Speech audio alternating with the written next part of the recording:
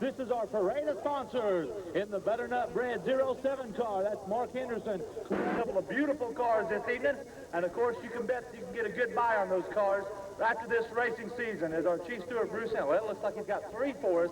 Of course, tonight the crewmen will be joining the winners down here. Our track champion crews will be making their way out. And here we go, ladies and gentlemen. This is the season finale for the 1994 NASCAR Winston Racing Series action. Lebanon's Carl Lawrence will lead him out of that Lecklead Auto Sales sponsor number 92 late model stock car. Todd Lewis will follow him up in the Country Kitchen sponsored number 93 car. Springfield, Missouri's Archie Griffin and the Big Daddy's Family Restaurant, number 11 Grand American late model, and that'll be Rick Barker in the Dale Barker Lawn Care number 5 Bomb Squad Division car. Linda Gregg out of Springfield, Missouri in that McCann Printing number 20 from the Bomb Squad Division, and Ron Boyce in the Boyce Racing number 22, also out of the Springfield area. From up in Rolla, Missouri with King Auto Glass beside that number 2 Bomb Squad Division car, that's Terry Holcamp behind the wheel, and there's your point leader in the Bombers in that Rolla Auto Salvage number 11 car, Spanky Weeze. Larry Pruitt with the Gateway Auto Salvage number 02 Bomber Division car, and in the Benson Welding number 23 car out of Rolla, that's Mike Benson. Well, let's see who we got there. That's one of Rick Oliver's cars this evening with the Weber Excavating number 9 car. You got 2 cars on me this evening, Rick. Chris Perry in the Perry's Antiques number 41 car out of Springfield, and Gary Klossner with the Williams Insulation number 15 car out of St. James, Missouri. The Earl's Mobile Home Service number 59 car of Andy Jenkins, and Teresa Holiday in that Holiday Racing number 18 car out of the Conway area. Carl Smith in the Ken Randall Armature number 63 machine makes his way down, and Lebanon's Chris Nichols in that H&J Barbecue number 10 Super Stalker. The English Gentleman with the Ozark Pools Bomb Billiards number 65 car, Steve Edgecombe, and that's Johnny Cates with the Hilltop Service Station number 94 machine. George Dewey Jr. with the Polson Trucking number 41 Bomb Squad Division car, and the Anderson One Stop Ashley Mays Barbecue number 54 car of Marchand. Dave Anderson in the Anderson Electric number 4 late model stock division car, and the Montgomery Truck and Trailer Sales number 18 Super Stalker of Jody Whitener. The Clean Machine Car Wash Grand American late model Pontiac of Doug Klein out of Fairview Heights, Illinois, and the Custom Concrete number 83 Chevrolet Lumina from the late model stock division. That, of course, is Ben Newell behind the wheel. As we said, you see all the classes just about represented out here for our final parade of sponsors for the 1994 season. And, of course, some of the major sponsors, as it looks like we're going to pull them right down here on the front straightaway. They'll also be joined by a few on what we call the wild side here this evening. Our major season-long merchant sponsors that we've had. The official soft drink of the I-44 Speedway. John Sellers and the crew from the Ozarks Coca-Cola and Dr. Pepper Bottling Company.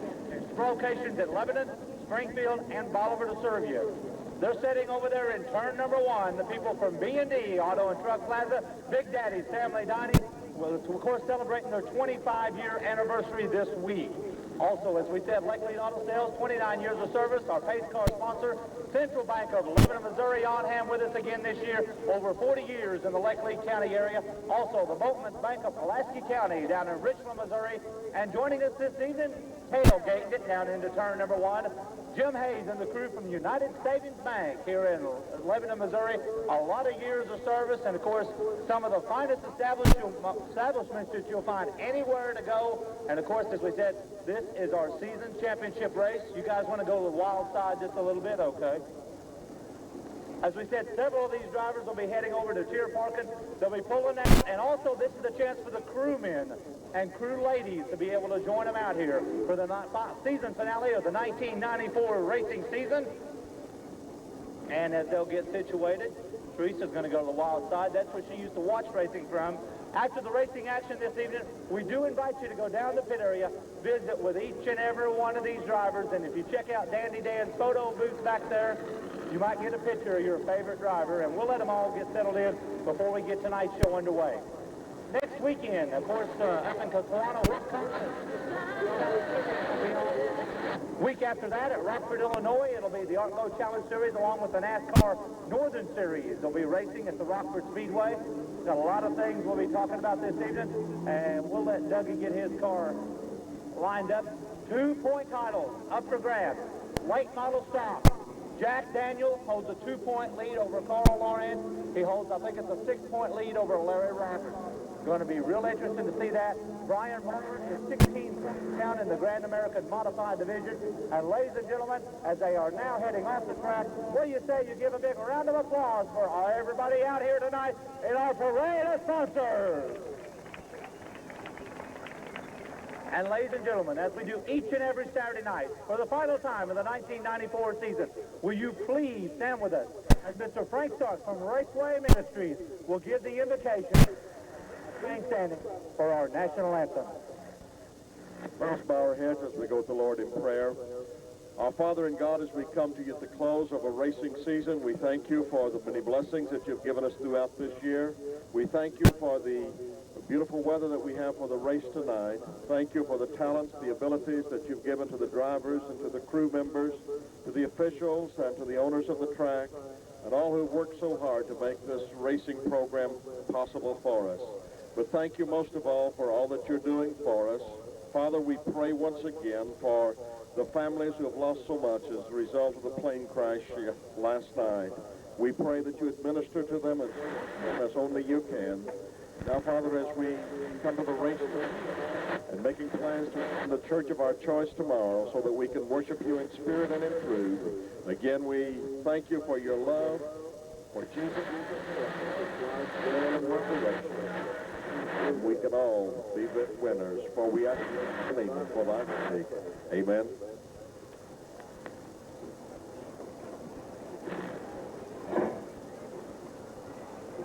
Our parade of sponsors heads back into the pit area for the final time of the 1994 season. Grandstand, are you ready to go racing? Stockton to Missouri. He used to race on this track when it was dirt. You knew him as the Dodger for many years. Roger Chisholm will be driving the old-timers car here this evening. Very important you finish in the top 6 of your qualifying heat race to be able to get the inverted average start. Leo Morgan on the flag stand. He will be shutting the lights off around the high banks of the Lebanon I-44 Speedway. And Johnny Case will be to the race. An outstanding year from down in the Bolivar area in car number 94. Spanky Weed.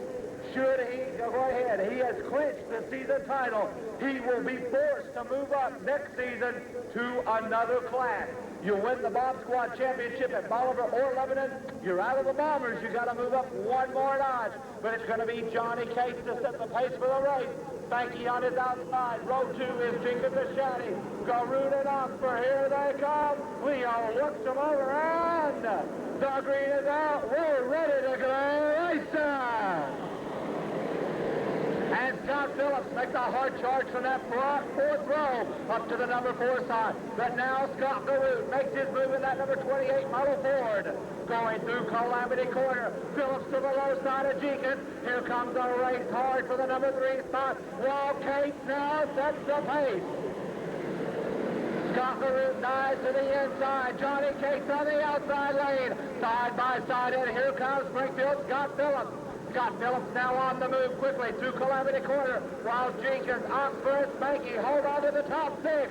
Coming down on the coast scoreboard. 2 laps are now down, 6 to go. And Scott Garoon takes control from that Marlin Oil Company Ford. Meanwhile, Scott Phillips is now on the charge in car number 3. Johnny Cates hanging on to 3rd. Jenkins 4th, Oxford 5th, Spanky 6th as we head for lap number 3. Roger Chisholm is on the move, trying to get in the top 6 immersion this evening. But off of turn number 2. One Scott Phillips dive to the inside. Meanwhile, Garoon hangs the outside. Down off turn 4. We approach the halfway point as Garoon gets in the marbles. And Scott Phillips now out in front. Joey Oxford on the move, trying to take over 3rd from Johnny Cates. While Roger Chisholm in the old-timers car, tonight sponsored by Automobile in Springfield, is on the charge. He's on the outside looking in. Meanwhile, Garoon makes a hard charge around Scott Phillips as Oxford now moves up to 3rd. All eyes are on that old-timers machine. Oxford gets it sideways, gets it back under control while Scott Phillips is out in front. Meanwhile now, Chisholm and Weiss going side by side for that bubble spot as they come down for lap number 6. The battle now for third, fourth, fifth, sixth, and seventh. Who's going to get in the 12 car in the tonight? Chisholm and Weeks going wheel to wheel, while Jenkins, Cakes, and Oxford fight it out. Meanwhile, up front, the white flag coming out for Scott Phillips with only one more lap to go. Phillips dragging the muffler in car number 3. Here comes the rear quickly, while Chisholm works his way through traffic, trying to move up to the top 5. But as they enter through Calamity Corner, here comes Scott Marine on that inside. But the checkered flag's going to come down for Scott Phillips. Root second, Oxford third, Jenkins fourth, Chisholm fifth, and Cates running sixth. We've got to be able to plan seating for how many we're going to see and how many banquet rooms it's going to take us. And here comes the fast dash heat now for the Super Stalkers. Mike Paul will lead him out in car number 4. Jody Whitener in 18. Chris Nichols coming off a very strong second place run last Saturday night in car number 2. And last year's track champion Sergeant Charlie Johnson in car number 1. The third row from down in Miller, Missouri, that's Robbie Johnson in 00, and the Speedway USA point titleist for the 94 season, Wayne Lewis in car number 14. The fourth row, runner-up in the track points here at Lebanon in car 42 out of St. James, that's Tom Klaus behind the wheel. To his outside, he will be crowned the 1994 Superstock point champion from Raleigh in car 97, Troy Constable. And starting at the rear, he won the Superstock feature here last Saturday night from House Springs, Missouri. You know him as the English gentleman, Steve Edgecombe in car number 65. And flanking him on the outside, out of the Springfield area, driving car number 22, Ron Boyce. The lights will shut off. 10 cars, 8 times around this stupendous 3/8-mile asphalt oval. And Lebanon's Mike Paul in the Paul's Auto and Truck Parts number 4 car will lead them in nice and easy. Jody Whitener out of Springfield, a great run last night over at Speedway USA in Bolivar. Jody pumped up about the 95 season already. Row 2, Chris Nichols, last year's Bomb Squad champion, moved up into the Superstocks and has had a very good run, and he's got the defending champion Johnson to his outside. The third row, last year's Rookie of the Year, Robbie Johnson, the Speedway USA point champion, Wayne Lewis. The fourth row, Klaus, the runner-up, your champion Constable. Here they come. The green is out. We're back to race in action. And quickly, Jody Whitener takes the under control with the 3 wide. Going for that number 2 spot. It's Johnson, Paul, and Sergeant Charlie. Second, third, and fourth. Klaus and Lewis all trying to find running room as they gear up for lap number 1. Springfield's rookie driver, Jody Whitener, steps up blistering pace. Now Charlie Johnson is on the move in car number 1. Johnson fakes high. He now dives to the left side. Remember, only the top 6 on the inversion. Down low into turn number 4 is Charlie Johnson as Whitener gets up in the marble, and Ron Boyce breaking loose a tire down in turn number 4.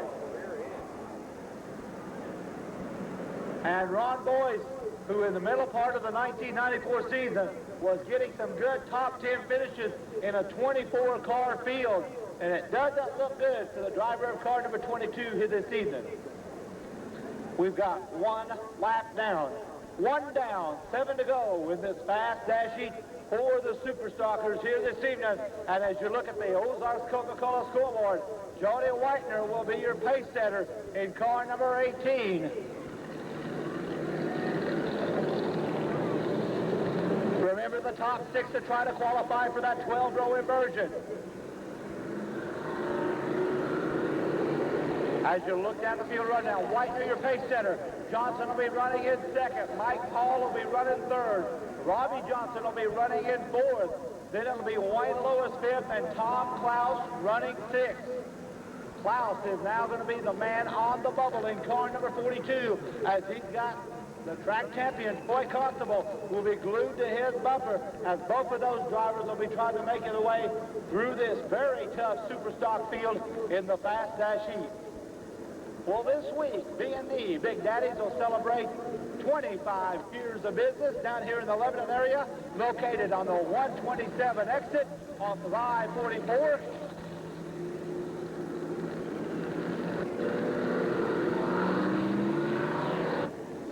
we go. Will the lights be shutting off this time around? 1 down, 7 to go. And Jody Whitener's got a lot of horsepower. Glued to his back bumper with Charlie Johnson looking in the shadows.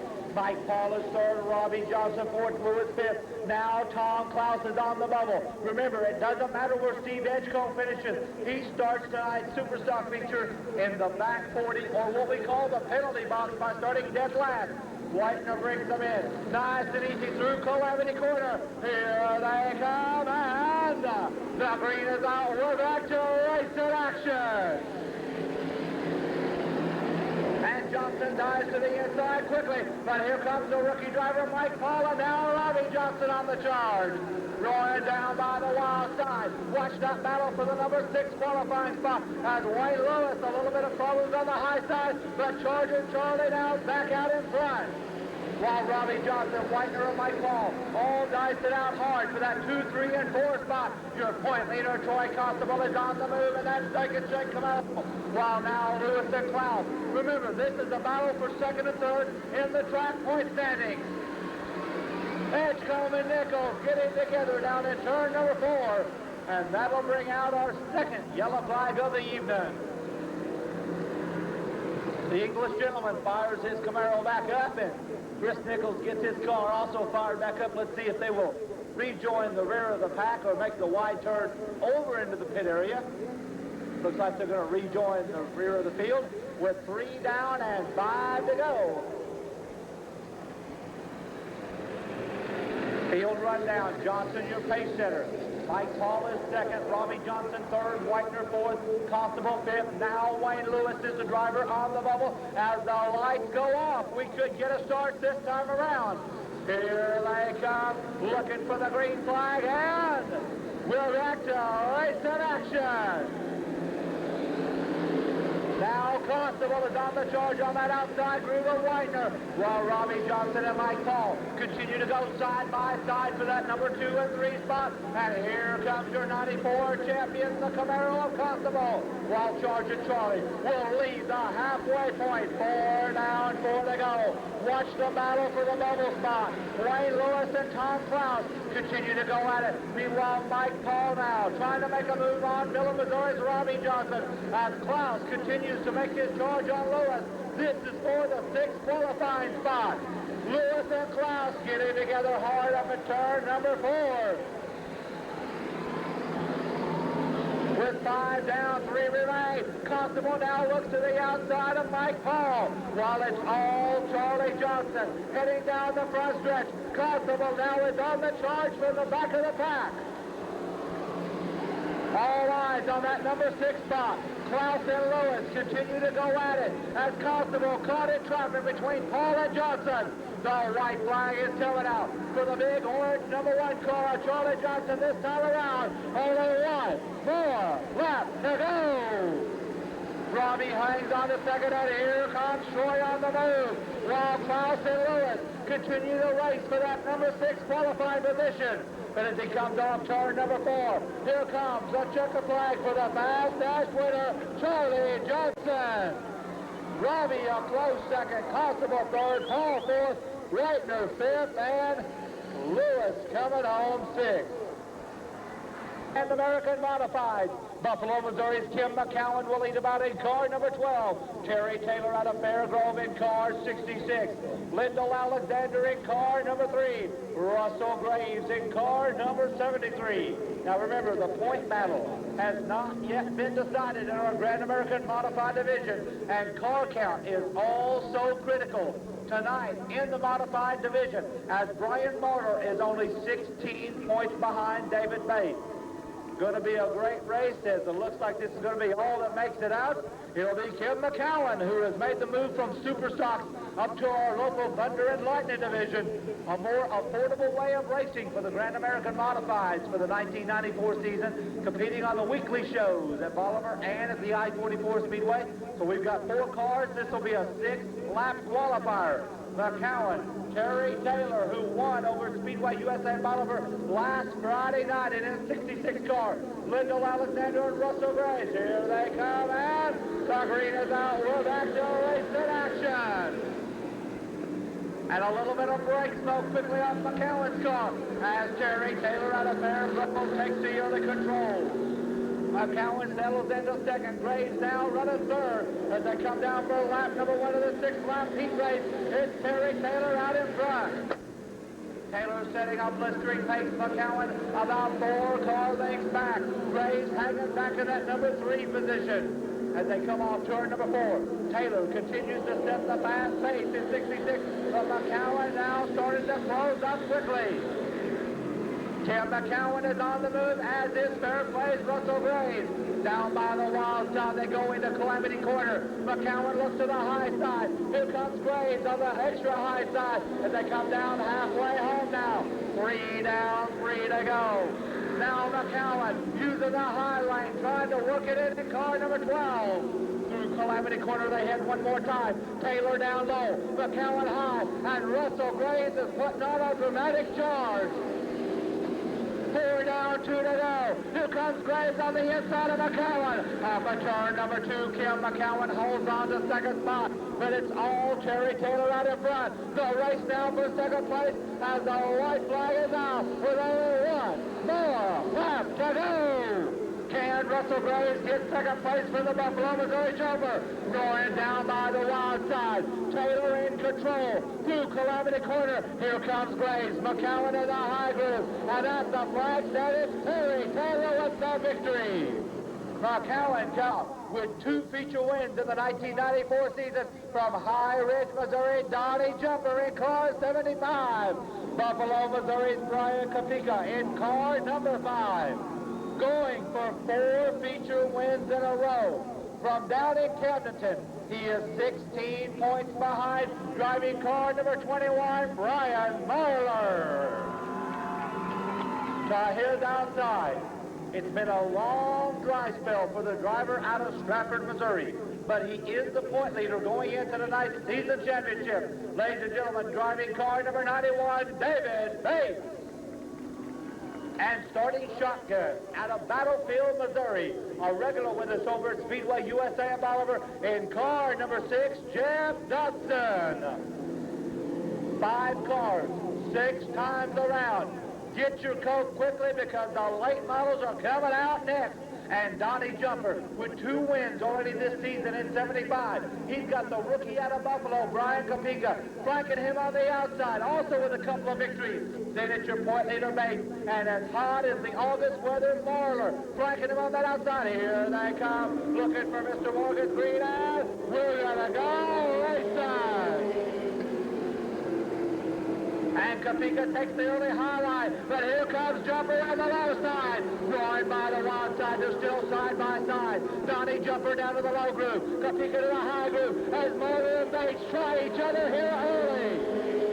The man that runs with no power steering, Brian Motor, he's going to look to the inside. Meanwhile, Jumper and Kapika continue their battle up front. Through Calamity Corner, it's Donnie Jumper. They're trying to go turn number 4 as we head for lap number 2 with Jumper out in front. It's Jumper down low, Kapika up high. Here comes Motor as Kapika takes the wild right on the wild side. Bates also moves through. Now Motor on that outside groove. Jumper holds the low line as we're halfway home. It's Jumper still out in front. Donnie Jumper out of High Ridge, Missouri, setting the pace. Motor getting a little better bite off of turn number 2. Down into Calamity Corner they head. It's Jumper heading the fast dash heat as now David Bates makes his charge on Brian Mueller. Nose to tail. We've got 4 down and only 2 remain. Donnie Jumper, Brian Mueller, and David Bates. Kapika looking in the shadows as they come off turn number 4. The white flag is out for Donnie Jumper. Only 1 more left to go. Can Mueller make the pass? Bates is right there with him. They're fishing each other out for that big 15-lap feature. But as he comes off, the number 4 car, the checker flag coming out for Donnie Jumper. No points in the qualifying races as Dave Anderson leads them out in car number 4. Todd Lewis of Lebanon will be driving car number 93. The second row, the Gentle Giant, and fourth in the track standings, J.C. Newell in car number 84, and Branson, Missouri's Randy Besser in 24. Rookie driver Chris Perry in car number 41, and young Ben Newell out of Camdenton in car number 83. Bringing up the rear of the pack, it'll look like it'll be the veteran out of Lebanon, Corky Wynn, behind the wheel of car number 88. As we said, car count also critical tonight to our late model stock feature. It pays 26 points to win a feature event in the A feature, as the lights will now be going out as Dan Newell does not make the call in car number 10. So Dave Anderson, rookie driver from Lebanon, Missouri, with Todd Lewis also at 11 to his outside. The second row will have the veteran J.C. Newell and Randy Besser in 24. Perry and Ben Newell set to go along with Corky. Here they come, and the green is out. We're back to race selection. And Dave Anderson taking the early control. But here comes Todd Lewis on the outside group as the Gentle Giants now singles back into third. This will be an 8-lap qualifier, but it's the rookie Dave Anderson to set the pace, and here comes Ben Newell. Ben Newell out of Camdenton, Missouri, is on the charge in that Chevrolet Lebanon, while Todd Lewis dives to the low side in 93, side by side through Calamity Corner. Lewis taking that pointer, does he? As he's now got the Newell-clad hot on his heels, and Todd Lewis now your leader. Todd Lewis setting the pace. Anderson holds on to second place as the Giant and his son Ben Newell continue their battle back. The 3 wide in Calamity Corner. Ben Newell quickly backs off the throttle as Todd Lewis now starts to pull away. Todd Lewis with a strong showing this evening in that Chevrolet Lebanon, while as did Dave Anderson in his Chevrolet Verona. But now Ben Newell looks to the outside of the rookie driver from Lebanon as they come down for the halfway flag. It's still Lewis in control. Lewis, your pace setter now. Newell gets up to second. Remember, only the top 6 to qualify for the inversion this evening. Lewis still out in front now. Ben Newell starts to shake free through traffic as we head for lap number 5.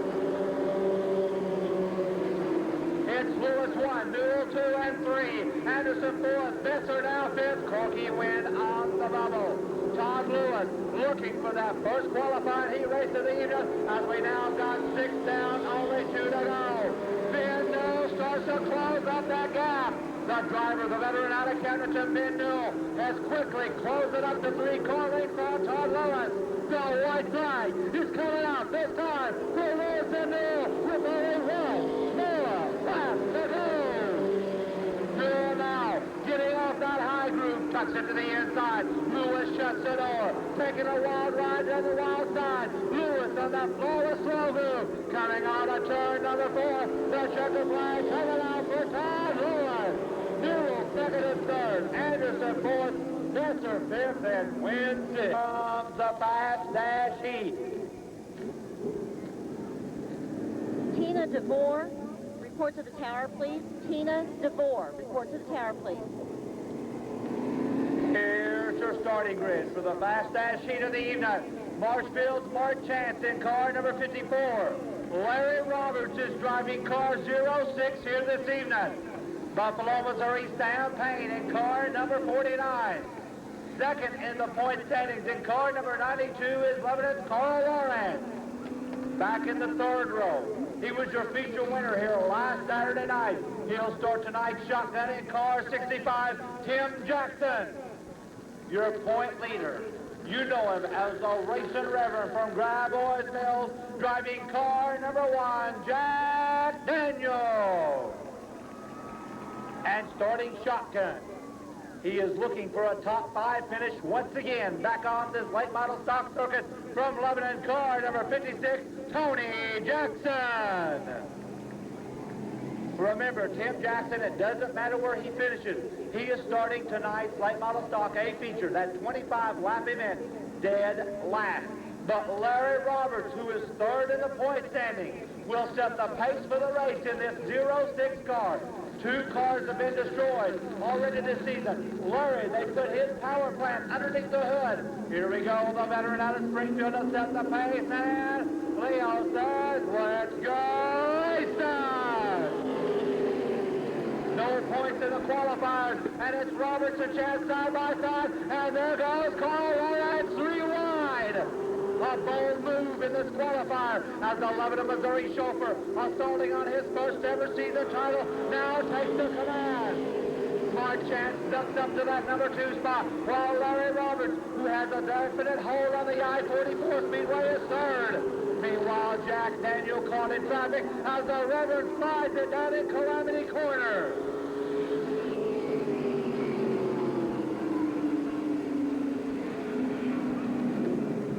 Last night, as we said, an ignition wire burning cost the Racing Reverend a possibility of the Ozarks Dual Track Championship as Jack will fire up that Chevrolet, make the wide turn and duck back to the rear of the field. And we've got 1 lap down, 1 down, 7 laps remain in this fast dash heat for the late model stock division. And the Lebanon chauffeur Carl Lawrence setting a blistering pace in car number 92, while Marshville, Missouri's Mark Chance is glued to his bumper in 54. Roberts, the other of the 3-point contenders, lurking in the shadows in third. The money man, Sam Payne, lurks in fourth, Jackson fifth, and sixth. The Reverend back in seventh. The lights go off. Here they come. Carl sets the pace, and the green is out. We're back to race to action. And Mark Chance hits that luminous right up there with Lawrence. And keep your eyes on Tim Jackson. Tim Jackson powering that Chevrolet to the front here this evening. But as they come down now for lap number 2, it's Carl Lawrence out in front. Chance running second, and what a run by Larry Roberts. Larry Roberts in a car very unfamiliar to him as the Reverend now starts his assault back to the front. Payne and Roberts are side by side, while Carl Lawrence stretches out that lead in car number 92. Remember, this is only an 8-lap qualifier. The feature later on this evening. Through Calamity Corner is your pace setter, Carl Lawrence. Chance is second, and what a move by the Reverend as Jack Daniel tries to 3 wide in turn number 3. Payne now up to third. The Reverend is fourth, Roberts fifth, Jackson's running 6th and 7th. Carl Lawrence really stretching out that lead here this evening in the fast dashing all as Tony Jackson and Tim get together down in turn number 4.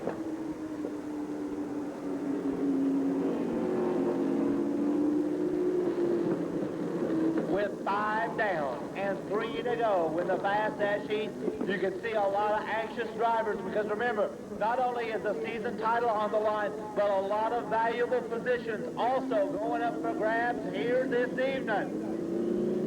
Hang on to those McDonald Land ticket stubs because the fine people in our tower will be calling some winning numbers for some Leclerc Auto Sales hats. Also, for AJ's Restaurant and Lounge here in Lebanon, free sandwich and fries. In fact, that's any sandwich on the menu. Here we go. It's a 3-lap dash in the fast dash heat, and the green is out. We're back to race in action. Jack Daniel now charging to the front, trying to see just how strong he can run with the man that's second in the point standing. Going through Calamity Corner now. You'll see everybody now trying to single it out as Mark Chance drops from second back to fourth. Buffalo Sam Payne has now worked his way up to second in that number 49 Camaro. Now Jack Daniel quickly closes in. The white flag, no, not this time. Coming down the front straightaway. Lawrence still sets the pace. 6 down, 2 to go. Jack and Payne continue their battle. Backed up for second and third as Lawrence's lead starting to get a little shorter. The white flag coming out for the Lebanon chauffeur this time around with only 1 more lap to go.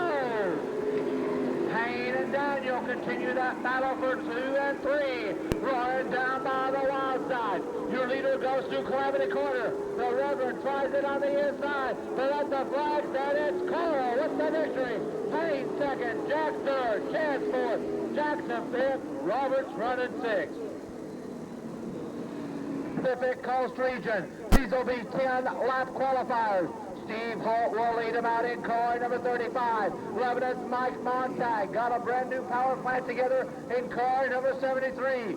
the second row. In car number 29, a member of the Gateway Racing Connection, that's the veteran Paul Lawson to his outside, looking for his second I-44 feature win of the season. He qualified very strong in last weekend's IMCA Show in car 52, Brian Daniel. The third row. From Fairview Heights, Illinois, he drives the number 10 powered Pontiac. Ladies and gentlemen, back with us is Doug Klein to his outside. From O'Fallon, Illinois, he's got a brand new car in the shop for next year already, driving car number 3, Kurt Showalter. And starting dead last, from down in Mixer, Missouri, driving the O'Neill Racing number 26 Camaro, John O'Neill. 7 cars, 10 times around, and Steve Holt looking for a strong run of the season finale. Here they come, and Leo says, let's go, racers! And it's Steve Holt and that McCann Printing Chevrolet Lebanon to take the under control as the veteran Paul Lawson now gets up to the number 2 spot, while Rookie of the Year contender Brian Daniel going to the inside as Lawson shuts the door. As they single file it now, you see Daniel Lawson along with Doug Clyde of that Hoffman Racing engine Pontiac. Down through Calamity Corner, Steve Holt's lead is now starting to get a little bit smaller as here comes Daniel to the inside of Lawson. Lawson shuts the door down low. Meanwhile, O'Neill, Montag, and Clyde continue to battle it out at speeds of over 110 miles an hour. Steve Holt continues to set up blistering pace for 3 laps now.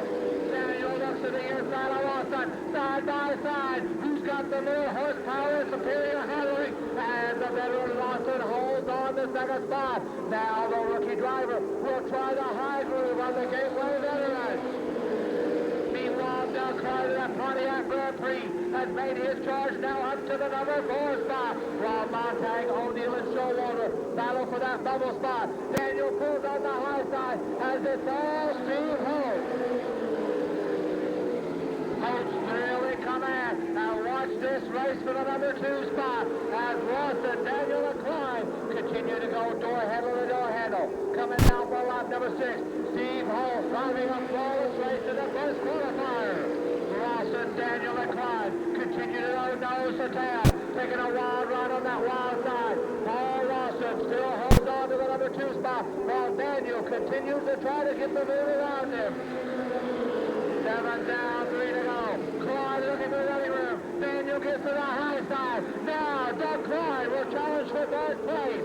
But Steve Holt's lead now continues to stretch out to about 12 car lengths as Lawson holds on to 2nd, and John O'Neill and Raymond are following.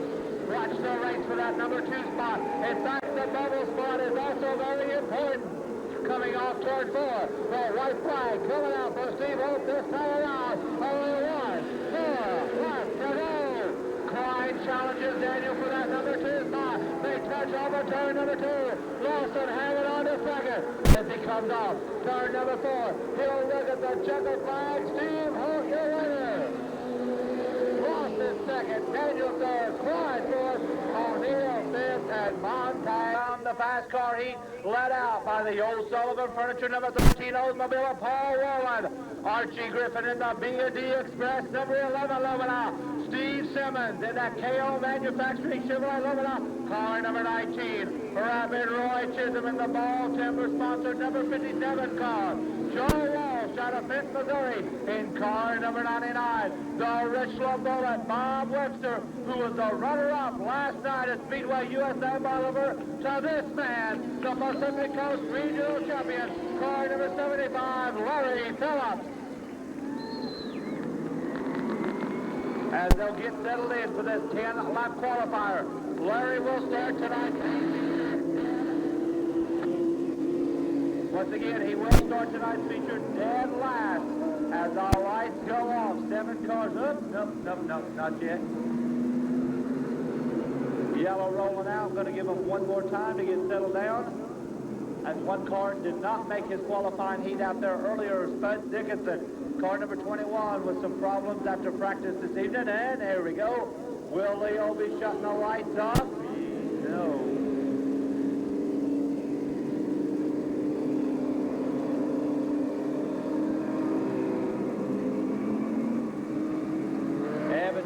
got one stalled down there. Here we go. Of course, we got some fine people from NASCAR and Winston on hand as they're getting geared up for the big banquet down in Nashville, Tennessee, the week after the I-44 Speedway banquet. Here we go. Will the lights be going off? Leo shuts them off. Side by side and nose to tail.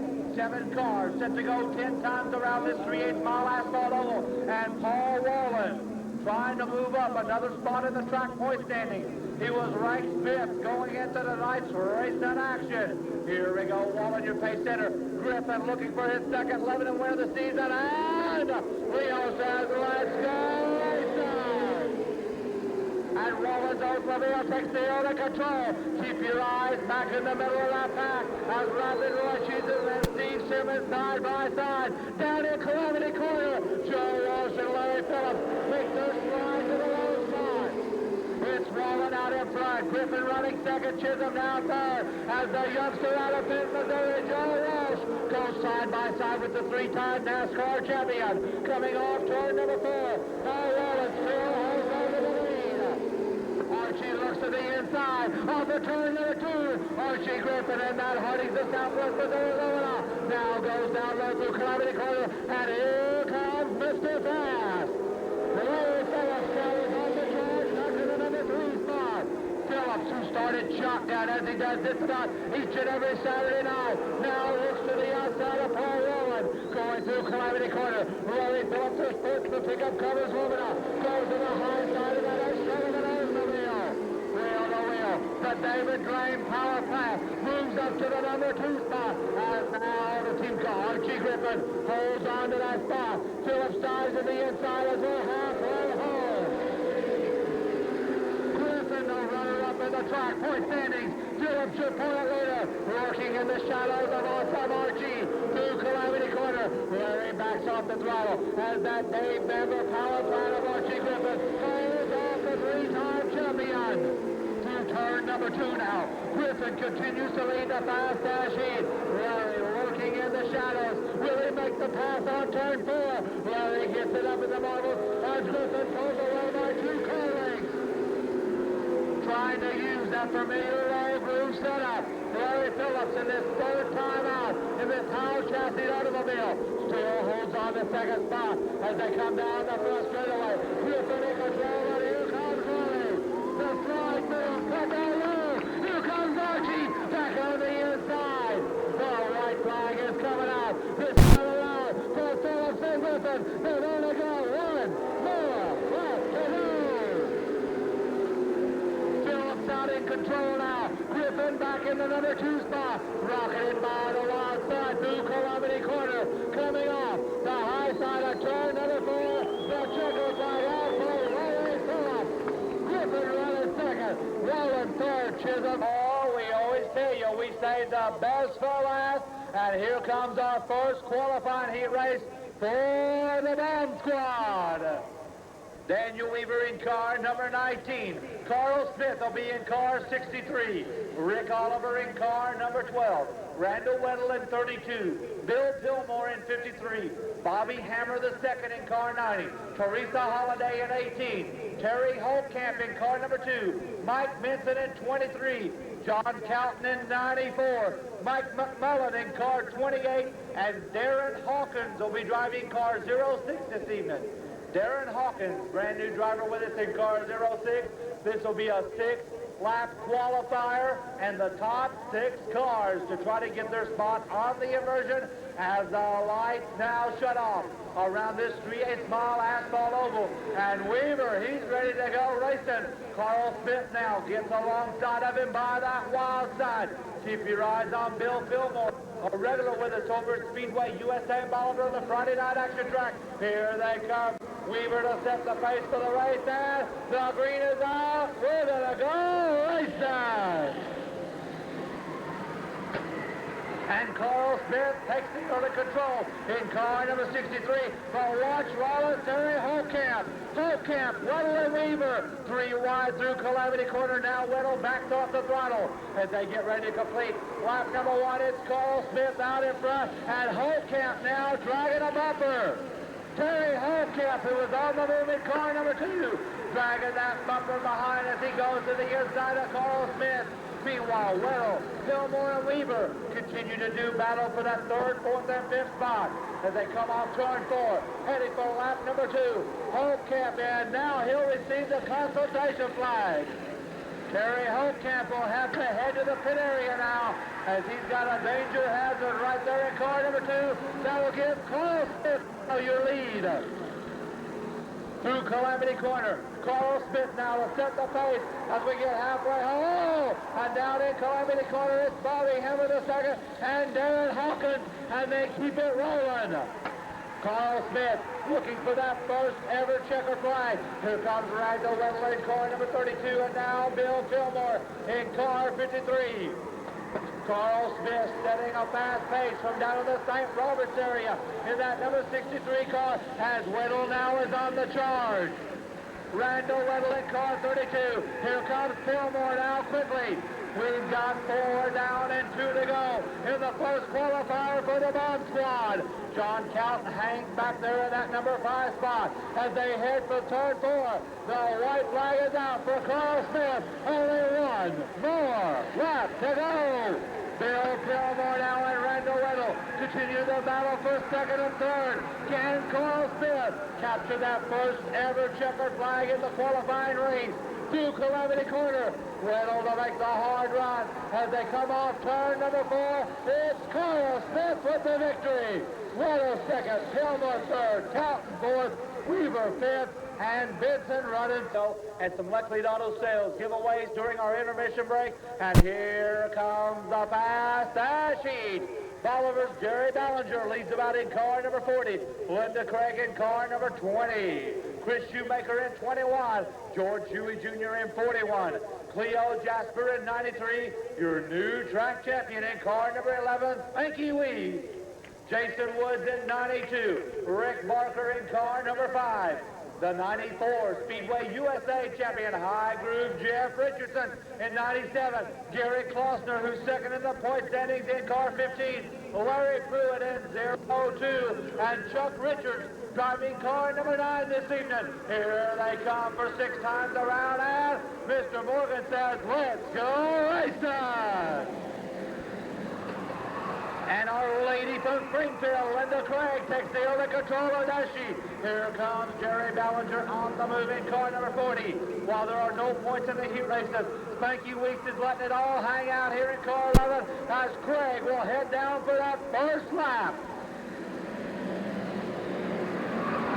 Ballinger and Huey side by side for second and third. Shoemaker now running fourth. Jasper fifth. Spanky hanging on. Remember, Gary Kloster will start dead last in tonight's Bomb Squad feature.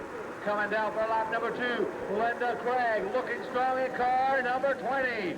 George Huey now makes a move to the low side. Ballinger's on the high side as Jasper and Shoemaker running also back there for fourth and fifth as Woods is now on the bubble.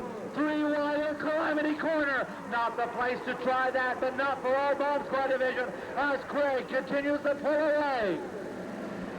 Gorgeous George Huey. His workers call him out of the Rainsville area. Now up to that number 2 spot. And watch Woods and Ballinger along with Cleo Jasper as Kloster takes a wild ride on that wild side. They're 4 wide into turn number 4. 4 laps now down as we stay clean and green. It's Craig 1, Huey 2. Jasper now 3rd. Shoemaker 4th. Ballinger 5th. No, Woods now 5th. No, now Kloster goes to 6th. The white flag is coming out for Linda Craig. This time around, Jasper gets it sideways. We've only got 1 more lap to go.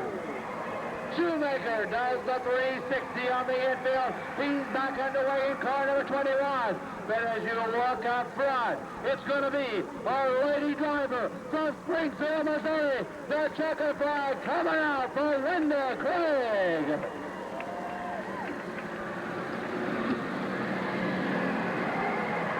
Super stock, a feature.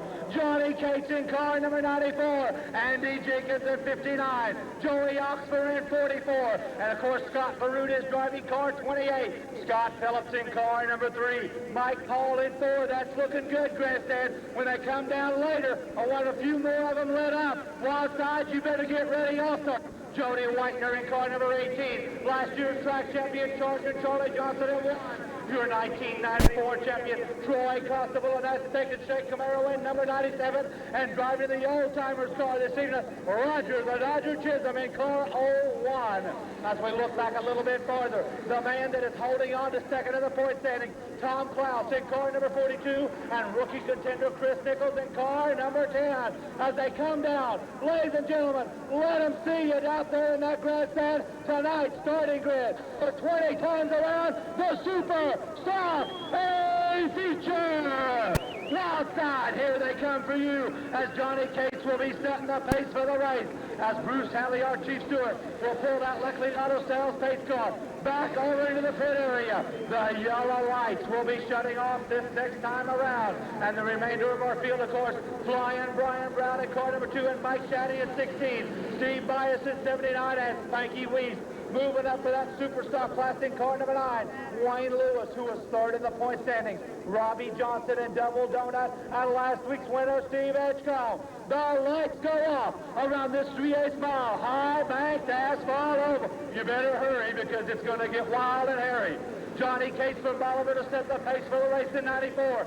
Jenkins to his outside. Will this be a night we find a new winner? Remember, each and every one of our feature winners, a free 3/4 inch cut ribeye steak dinner from Ashland A Steak and Barbecue here in Lebanon, Missouri. Looking for the pace to pick up. Johnny Cates gives them a bad. Leo says, let's go racing! And Joey Oscar from up in the Rolla, Missouri area takes the early control in car number 44. Cates now running in second as Scott Phillips hangs on to third. Keep your eyes on the point champion Troy Constable of that Camaro as he's working his way up. But now Scott Phillips is on the move.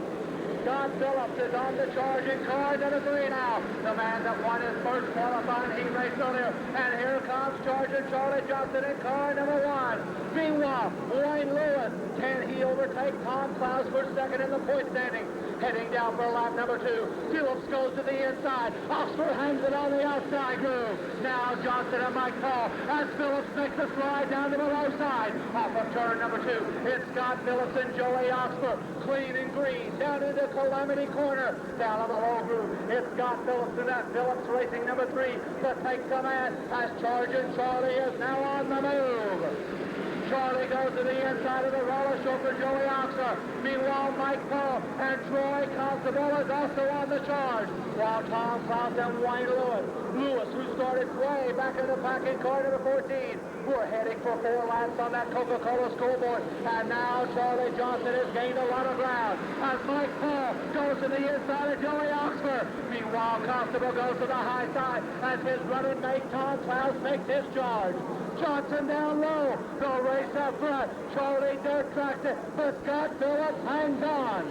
5 down, 15 remain as Wayne Lewis is now on the move in car number 14. And here comes Tom Klaus. Tom Klaus in that State Farm Insurance number 42 car. Wayne Lewis are side by side through Calamity Corner as your leader Phillips gets sideways. Sergeant Charlie tries a high lane. Lewis now goes to the inside. The Speedway USA point title of the Super Stalkers is now charged from the rear up to the number 3 spot. But up front, wheel to wheel, Scott Phillips and Sergeant Charlie continue their battle as we head for lap number 7. And it's a dead even heat. Johnson on the outside, Phillips on the inside, and Wayne Lewis is on the charge in car number 14. By the wild side, they head into Calamity Corner. It's Phillips down low, Johnson up high. Here comes Lewis on the move of that Cameo Corpus machine. Wayne Lewis has roared from the rear of the pack all the way up to that number 3 spot as Johnson and Phillips continue to go side by side. And here comes Klaus along with Constable. Mike Paul also right there in the thick of things, roaring on the front straightaway. Charlie Johnson now setting the pace as Scott Phillips drops back to second place.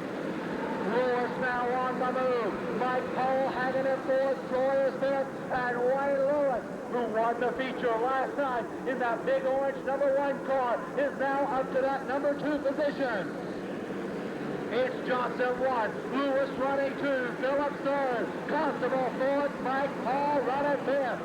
Down by the wild side, they hit into turn number 3. We're over halfway home now, and charging Charlie Johnson, now trying to look for that feature win in victory lane. Wayne Lewis trying to snatch second place away from Tom Klaus in the track point standings, while your point champion Troy Constable continues to lay back in 4th spot. Steve Bias out of the action now in car 79 as we say clean and green. It's Johnson out in front. Lewis holding on to second. Phillips down third. As you look back in the pack, Roger Chisholm and Johnny Cates. Cates, who started up front, has dropped back to the middle of the pack.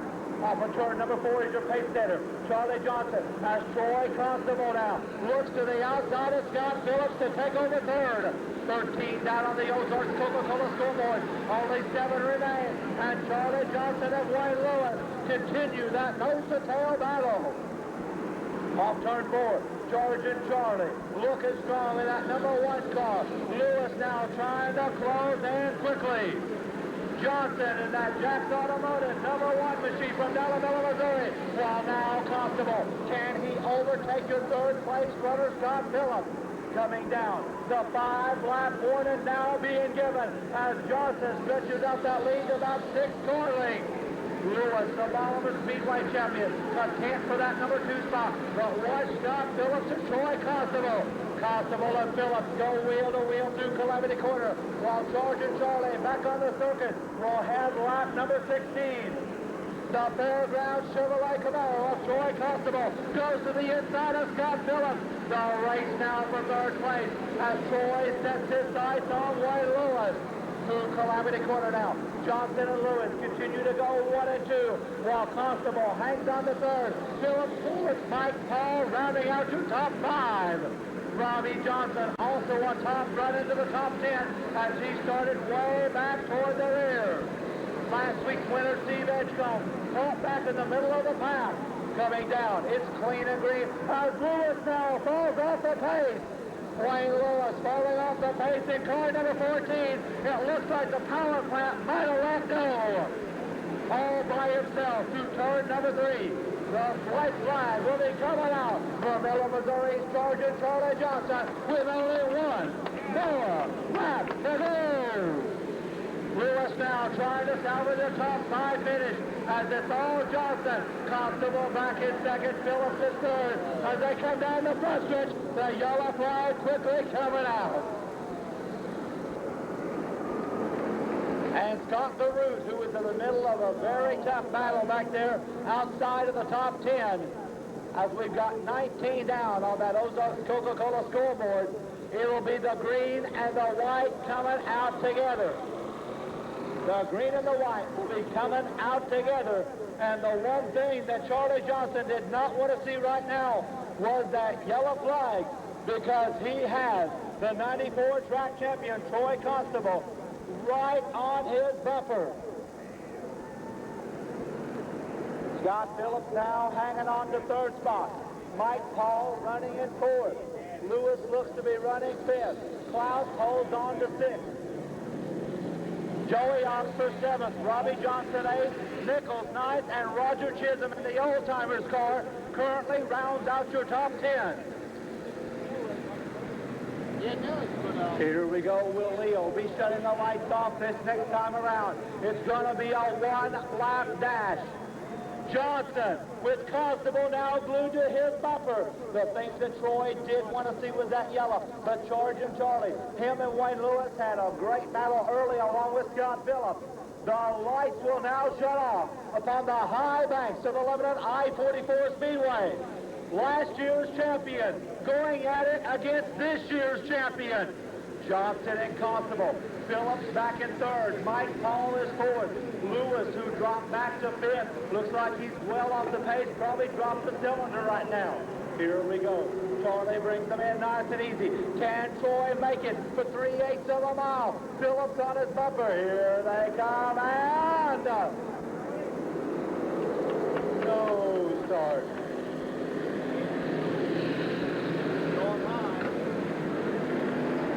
No.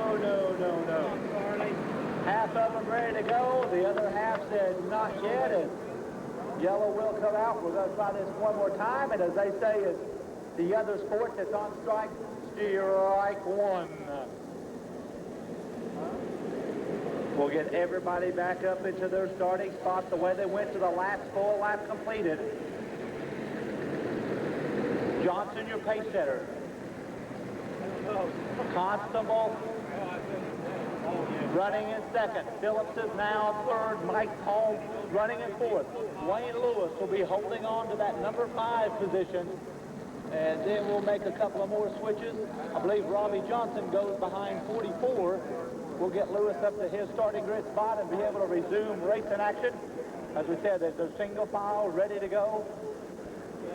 The one lap dash just about set.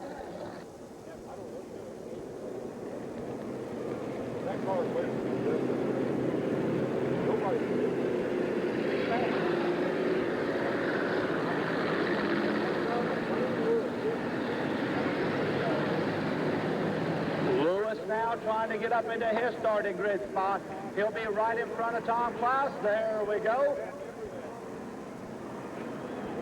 Johnson looking for to end that long drought as the lights are off. We'll get the green and the white together. As they look through Calamity Corner, they know they're going to get the start this time. As the guys in the back anxious to go, here we go, and Leo says one more lap to go. And Brian Brown got a great jump that time in car number 2. And Brian, who got the jump to make that green come out. Frankie Wee's getting high, and the yellow will be coming out one more time. Oh, we got a yellow again.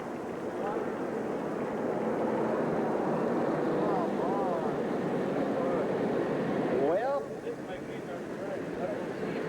a tough break for Brian Brown.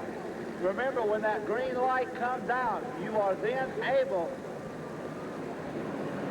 to get this running start. And Shaddy and Frankie Weeks getting together there. And we're going to try this one more time around. And Lewis, as we said, definitely, he's dropped a cylinder. Something has happened to that number 14 car. He will still be running into that number 5 position. Johnson, your pace possible, holds on to second. Phillips third. Paul running in fourth. Lewis will be up as Roger Chisholm heads to the pit area in car 01 in the old-timers car. Edgecombe trying to make his run also.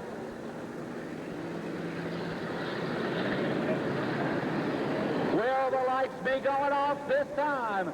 Leo has the green and the white in his hand, and they are. It's a one-lap shootout.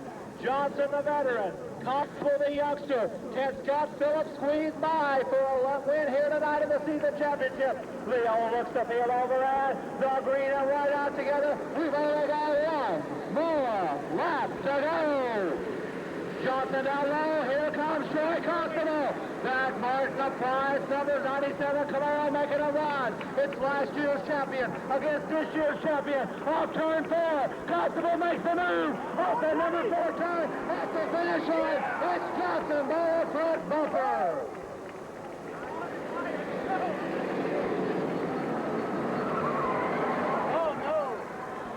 Oh, watch out. And Chris Nichols getting upside down in turn number 1.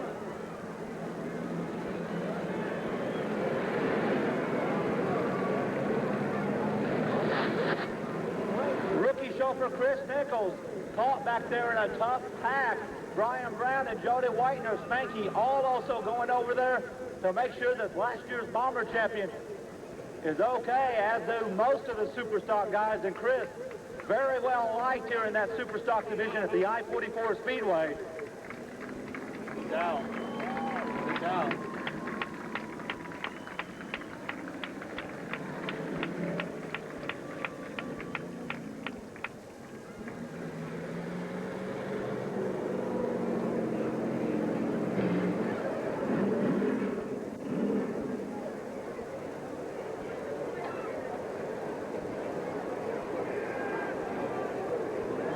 Well, he is out of has a car right up here on the lip with us.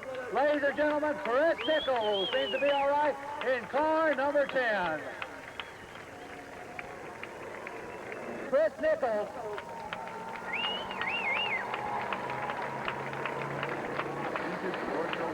Wanted to end the season at a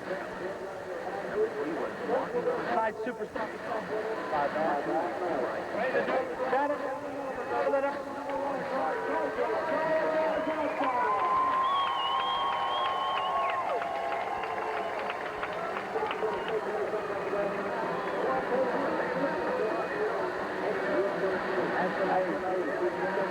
Feature winners in all the classes for the 1994 season, and boy, that kid out of Rolla was right there. You guys had a great show. Tracking out there early in that race. I'm not sure, but I think I've got a right rear tire going flat. It probably lost 10 pounds, but it held.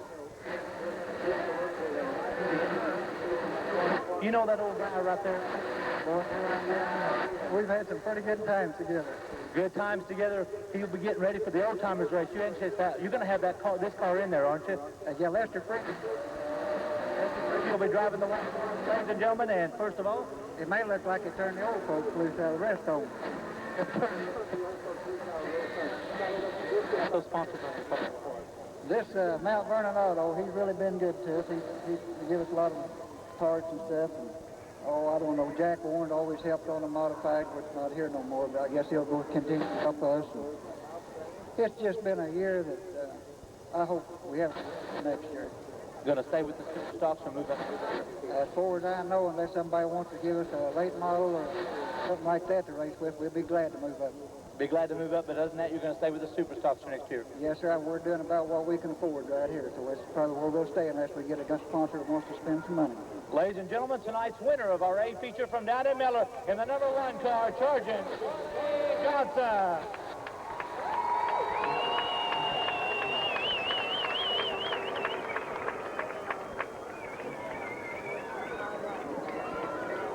And now, we're going to be the young man who started with us in the bomb squad division. These guys are the ones that turn the wrenches getting out these left lead auto sales cars here this evening. Ladies and gentlemen, we will crown him in about a month and a half as the 1994 Superstock champion, the driver of the Steak and Shake Camaro from Rolla, Troy Constable. Was you glad to see that yellow flag come out? Yeah, I really was. He was way out ahead of me, and that gave me a break. I thought I might be able to get him there at the end, but I couldn't quite do it. Great run for you, and I know you wanted to win by yourself, get down here in victory lane, but Charlie Johnson and you had a great race. You asked me over there in turn 1, did I get him or was it? And I said about that much. It was a good finish. Yeah, it was real close. I wasn't sure until you told me, but he ran a real good race. He deserved it. Real good race. Now, what about these guys over behind you? We want everybody to see the guys that put a lot of hours in, and all you do maybe is pay their pit passes, and that's about all they get, isn't it? Yeah, that's about all they get. This is my crew chief, Mike Skiles. He's helped me every week, and he's done a great job. And this is Richard Martin. He's also my primary sponsor on the car. He helped me a lot. And my wife Gail's here tonight. And also Kyle Pinkston wasn't able to be here tonight. My tuner on the engine, and he did a great job all year. Already got your reservations for the banquet in October? Oh, not yet, but I'm going to get them real quick. Sponsors, very important to you, and I know you're wanting to move up next year. We'll talk about that. Sponsors. Yeah, well, first of all, I have Richard Martin Electric. I have Steve's Catering, Steak and Shake, Miller Door, Illusions. I also have Brown's Photography, who just stepped on the car, Fairgrounds Chevrolet, Jimmy's Deli and Pub, and Race Car Engineering. They've all really helped me a lot. What about next year? You want to move up modified or super stock or late model stock or even late model? I've been kind of kicking around the possibility of going to a late model. It's kind of a big step, but if I can get this car sold, I've got a lot of good sponsors lined up, and we'll just see what happens. Thinking about running both crashes going for the NASCAR series? Maybe. Ladies and gentlemen, he is your 1994 track champion, the driver of car number 97. Let's hear it for Troy Constable. Out in car number 3, Lyndall Alexander in the number 3 machine. Russell Graves out of Fairplay in car number 73. And Brian Kopika in car number 5. Jumping Donnie Jumper of High Ridge, Missouri in car 75. Jeff Dobson of Battlefield in car number 6. There's your point leader out of Stratford, Missouri, driving the number 91 car, David Bates. And riding in the shotgun spot from Camdenton, going for 4 in a row in car number 21, Brennon Willard. Buffalo, Missouri's Tim McCowan in car number 12. And as that Lead Auto Sales pace car will be bringing the thunder and lightning of the Grand American Modifieds.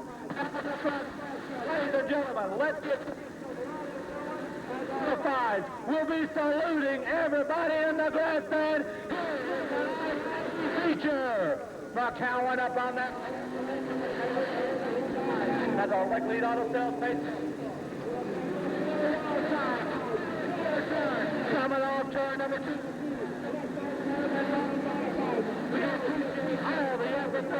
Into the 19th season. And McCowan will bring him in. Leo Morgan on the flag stand is going to let him heat the tires up just a little bit more.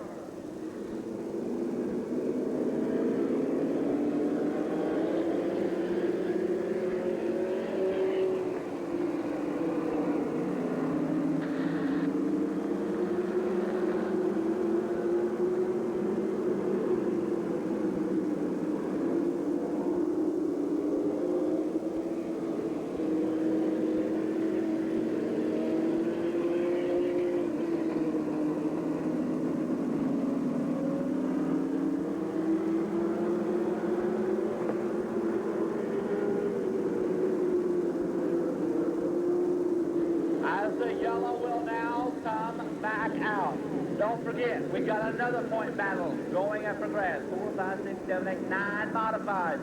Could this be the night? If Bates has problems and Marler wins, is there enough car count here to get them gathered in? The lights will be shutting off this next time around for our 15-lap modified feature. Marler going for 4 in a row. Can he get that 4th certificate from Ashley May Steak and Barbecue? But it's going to be Buffalo's Tim McCowan to set the pace for the race. Terry Taylor looking for his first Lebanon win of the 1994 season. Lyndall Alexander in row number 2 on his outside with 1 win is Russell Graves. Donnie Jumper, 2 wins this year. Brian Kapika also with 2 wins. David Bates, your point leader. Then Jeff Dawson to his outside. Marler starting shotgun. Here they come, and Leo says, let's go, Eastside. And Fairgrove's Terry Taylor takes the early control at car number 66. Russell Graves going right up to the number 2 spot. Meanwhile, Dawson and Jumper going side by side as Marler options for the high groove. Lap number 1 is now on that Ozark Coca-Cola scoreboard. And Terry Taylor, but here comes Russell Graves. Russell Graves in that Jump Hole Company sponsored 73. And watch Brian Kapika. Kapika now roars to the inside of Graves, taking over that number 2 slot, while Marler dives to the inside of Dawson. Remember, it's got to be 8 positions difference. It's going to take Marler at least 8 positions to claim the 94 track championship.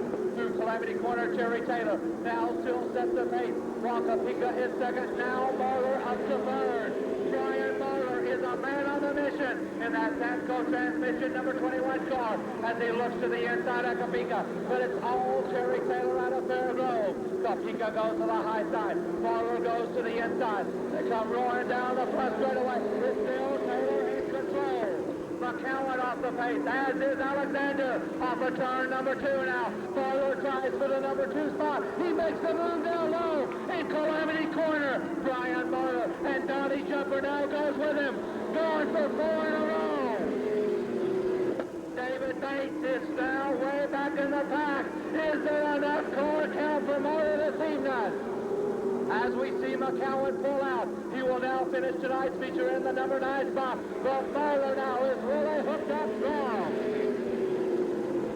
A 16-point difference. And now Donnie Jumper is now on the move in second spot. As Bates now moves around Terry Taylor, as it looks like Taylor might have some motor problems. Coming down for lap number 7. Brian Marler still out in front. Jumper in the number 2 spot as your point leader Bates now trying to stay in striking distance. Off of turn number 4, watch Donnie Jumper in the corners as the High Ridge, Missouri chauffeur starts to close in on the hottest driver in Southwest Missouri. Marler now driving the flawless racing car, number 21, as Jumper starts to close in. Donnie Jumper now closing up quickly as we head down for lap number 9. Marlowe's lead has been short to about 5 car lengths. Jumper looking for win number 3 of the 1994 season as Topeka hangs back in third. Bates now running fourth. Terry Taylor will pull to the infield in a very sportsmanlike manner. 10 down, 5 to go. Jumper is on the move. Forward now, just trying to hang on to get 4 modified wins in a row. Coming off turn number 4, here comes Donnie Jumper on the charge. Did Marlowe use the right side tires too early? 11 down, 4 to go. Jumper's going to the inside. It's going to be goes to the inside. Brian stays on the high side with now 12 down, 3 remain. Should think now trying to hold that winning streak in back. Fully back in the number 4 slot. Off turn number 4. Here comes Jumper down on the inside. Muller's on the outside. 13 down, 2 remain. Donnie Jumper down low in turn 2. On the high side. It's Muller by the long side. Jumper on that low move. The right line coming out. This time around for Muller and Jumper with only 1. Before the capacity crash, at the turn number 2. Horsepower in the middle there. The Sandbags with a finish line. And at the checkers, it's going to be Marlowe.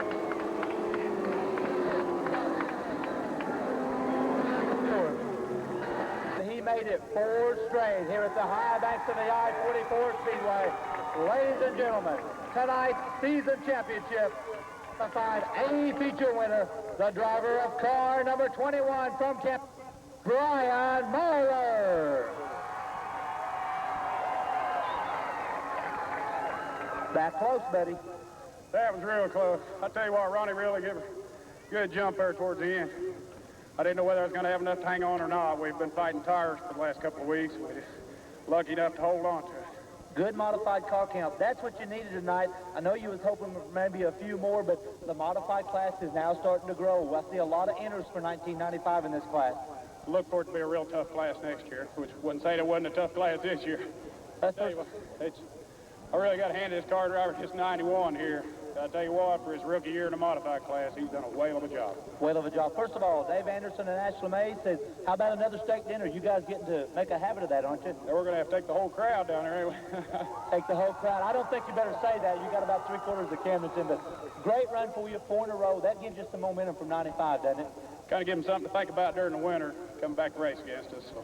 What about stay in the modifieds or move up maybe late model stock? Unless we get lucky, get a good paying sponsor, we're going to have to stay where we're at. So. Let's talk about sponsors and your crew, because we're going to meet David Bates' crew here in a minute, but let's talk about those people that do put money in these flying billboards, as we call them. Yeah, Mike and the guys at Northtown Collision Center, Ron Stouts from Samco Transmission, Marty's Repair, of course, builds power plants for us, and B&J Auto Salvage.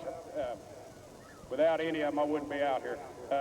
Marty Martinson, Mike Milburn, and Darren Harper, they help me every week down the pits. They don't ever miss, you know. Hard to do it without those people, isn't it? There'd be no way I could do it on my own. Well, ladies and gentlemen, he's tonight's modified A feature by about half a foot or so from Camdenton, car number 21, Brian Muller. Now, let's meet, I don't got a steak dinner for you, I'm sorry. Let's meet the man that has dual track championships, his first year in a Grand American Modified, the driver of car number 1. They say he's from Stratford. He says he's from Fairgrove. We call it in between. Ladies and gentlemen, Mr. David Bates. Was you sweating that one this evening? I was sweating it. The car count would have been close. I was kind of pedaling. I knew Brian was going to be going to the front. I thought if I could stay with him, he made a good move and got around a couple of cars and left me boxed in the back. And Brian did what he had to do, was go out and win tonight. He's 4 in a row. That beat my 3 in a row. That really helped. And racing is a lot of luck and a lot of skill, but would you rather have the luck or the skill? I'm going to put it that way to you. Luck has something to do with it, but skill has probably a little more to do with it. The skill I have is standing in these 3 black shirts right here. Well, let's talk about it. Introduce them to the crowd, because these people normally don't get to see them unless they go in the pits, and these are the guys that turn the wrenches, turn the hours. All you do is about pay their pit passes, and that's about it. Maybe buy them a dinner or take them to Ashley Mays when you win those certificates, but introduce your crew to us. We'll start here with Jeff Land. He's helped Dale Roper. He knows quite a bit. He just came along this year. Dennis Humphrey's been with me 2 years now. He helped me in the bomber car. Him and I ran the bomber car by ourselves. My brother Bart built this car. He makes all the calls on this car, and apparently it worked. We talked about this. Brian said next year it's going to be a real growing class, and the crowd has really got together. They said at the beginning, by the modifieds down to low. Really puts type of racing. It's brought their affordability back, and I'm sure next year the car count will start tailback. It'll be a long ways back there. Maybe next year if we get car count, we can go to about 20 laps. Yeah. You ready for the banquet in October? I'm ready for the banquet. Ladies and gentlemen, he's your cars number 90. Let's hear it for Bay. Luckily, Auto Sales pace car. Ladies and gentlemen, here is tonight's starting grid for the season championship finale in the late model stock A feature. Dave Anderson will lead him out in car number 4. Todd Lewis, who won his qualifier earlier in '93. The General Giant J.C. Newell in car 84. Randy Besser in 24. Ben Newell of Camdenton in car 83. Mark Chance of Marshfield in 54. There's one of your point contenders, Larry Roberts in car 06. The veteran Corky Wynn in car number 88. There's the runner-up in the point standings. That's Carl Lawrence in car number 92. The money man from Buffalo, Sam Payne in 49. There's your point leader, the racing Reverend Jack Daniel. Lebanon's Tony Jackson in 56. Chris Perry in 41. And last week's feature winner, Tim Jackson in 65. Ladies and gentlemen, the final time of the 1994 season for our late model stocks. Let's start flicking your back, your salute to the late model stock starting grid as they'll be waving back and forth. Here we go with the lights going off in the grandstand for 25 times around. Our late model stock right side. They're coming to you. The hot rods of area racing. So you're ready for the season championship battle. As Dave Anderson leads them in nice and easy through the backstretch. Todd Lewis flanks him on the outside as they'll be coming off that number 4 turn. Leo wants him to put a little bit of heat inside the tires so they can stick to the track a little bit better.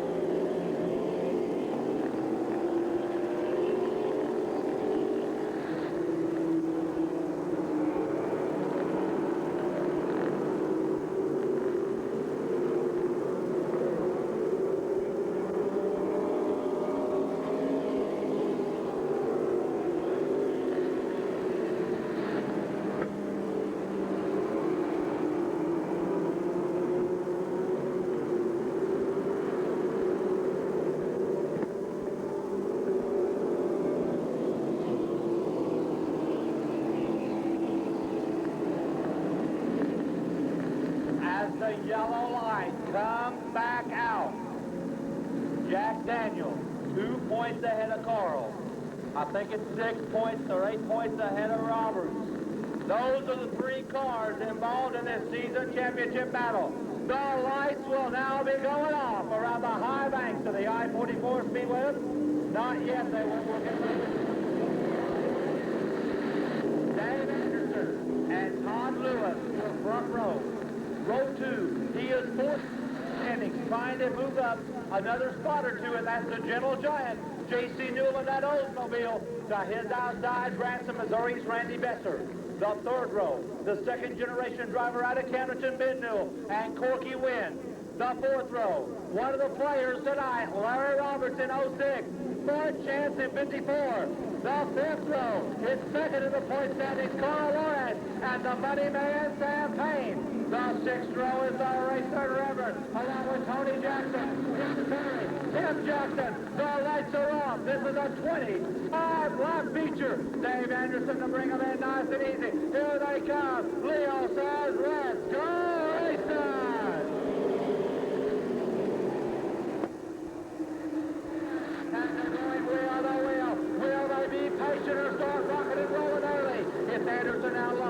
Todd Lewis going to that high side. As you see our contenders working their way through traffic. With now Todd Lewis going to the front.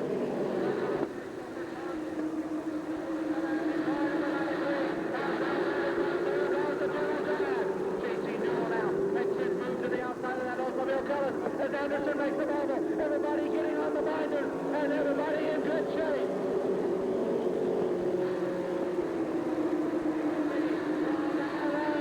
Tries it 3 wide off turn number 2. Ben Newell and Dave Anderson going wheel to wheel, as Lawrence now, the runner-up in the standings, moves up to the number 4 spot, while the Reverend and Roberts are still back in the middle.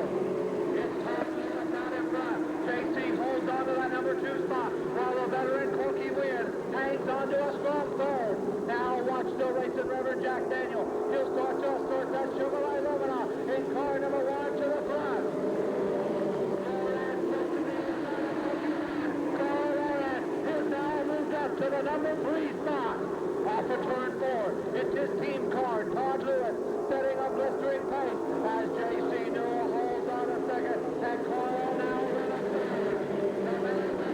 Over 3/4 of the point lead this season. Carl Lawrence is setting his sights on that Oldsmobile, and here comes the racing Reverend. Jack Daniel, your point leader, now trying to stay in striking distance to the Lebanon Missouri chauffeur. Todd Lewis looking for his first ever late model stock A-feature win as Lawrence goes to the inside of the Gentle Giant. And now the Carl Lawrence Racing Team cars are running 1 and 2 as Corky Wynn makes his move. Watch Jack Daniel. Jack is now up to the number 6 spot. He sets his sights on Ben Newell while Corky Wynn and JC go side by side for 3rd and 4th. We're clean and green. 8 laps down, 17 laps to go. Daniel, Newell and Newell as the Reverend sets his sights on the Newell Racing Team. Jack Daniel now is on the charge. The racing Reverend has to get 1 more spot to be able to hope for a season point tie. While Todd Lewis is clean and green in that country kitchen. It's now Lawrence in the number 2 spot. Corky Wynn hangs on to 3rd as the Reverend back and forth. Jack Daniel now sets his sights on Carl Lawrence's car, while Larry Roberts trying to work his way through in an unfamiliar vehicle. Watch Jack Daniel now. Jack goes to the inside of the veteran from Lebanon, Missouri. As Daniel and Wynn go for the number 3 spot. Todd Lewis is still out in front, but Carl now running 2nd. Jack Daniel is on the charge. The racer Reverend from Grandboys Mills is now got his sights set on the man that's chasing him for the season title. Daniel goes to the inside. It's a side-by-side battle. Carl stays up high. The Reverend stay into the low side. And Ben Newell is now back in 5th. JC is running 6th. Chance 7th. Roberts 8th. Meanwhile up front, Todd Lewis. The halfway point is now reached. And there goes the Reverend to the inside. A side-by-side battle. Lawrence on the high side. And there goes Jack. Jack Daniel now trying to secure that 2-point lead. He knows that Lawrence has more wins as Carl now with problems. The man that is second in the point standings, Carl Lawrence and Corky Wynn battle each other as Jack Daniel sets his sights now on Todd Lewis. Everybody's keeping their eyes on this top 5 race as the Gentle Giant J.C. Newell holds on to that number 6 spot. Dave Anderson off the pace now in car number 4. Lewis, your pace setter. The Reverend now running 2nd, and the veteran from Grandboys Mills is clean and green. We're 16 laps down. Lawrence's point title shift is going by the wayside, as only now can his team car hold off the challenges of the racing Reverend. Coming off turn number 4, it's Lewis. He's raced since the very start with 17 down, 8 to go. Jack looks to the inside after turn number 2. There goes the Reverend down in Calamity Corner. Dave Anderson on lap down in car number 4, setting the pit now as the Reverend takes the command. With 18 down, 7 to go. Jack Daniel and Todd Lewis as Lawrence and Ben Newell now go at the battle for 3rd and 4th place. off of turn number 4. The racing Reverend Jack Daniel looking for that first ever I-44 late model stock championship. Todd Lewis, a great race holding on to the number 2 spot. While Newell is third. Lawrence now running fourth. Down the front stretch, we've got 20 down, 5 to go. And the battle now is for the number 3 spot between Lawrence and Ben Newell.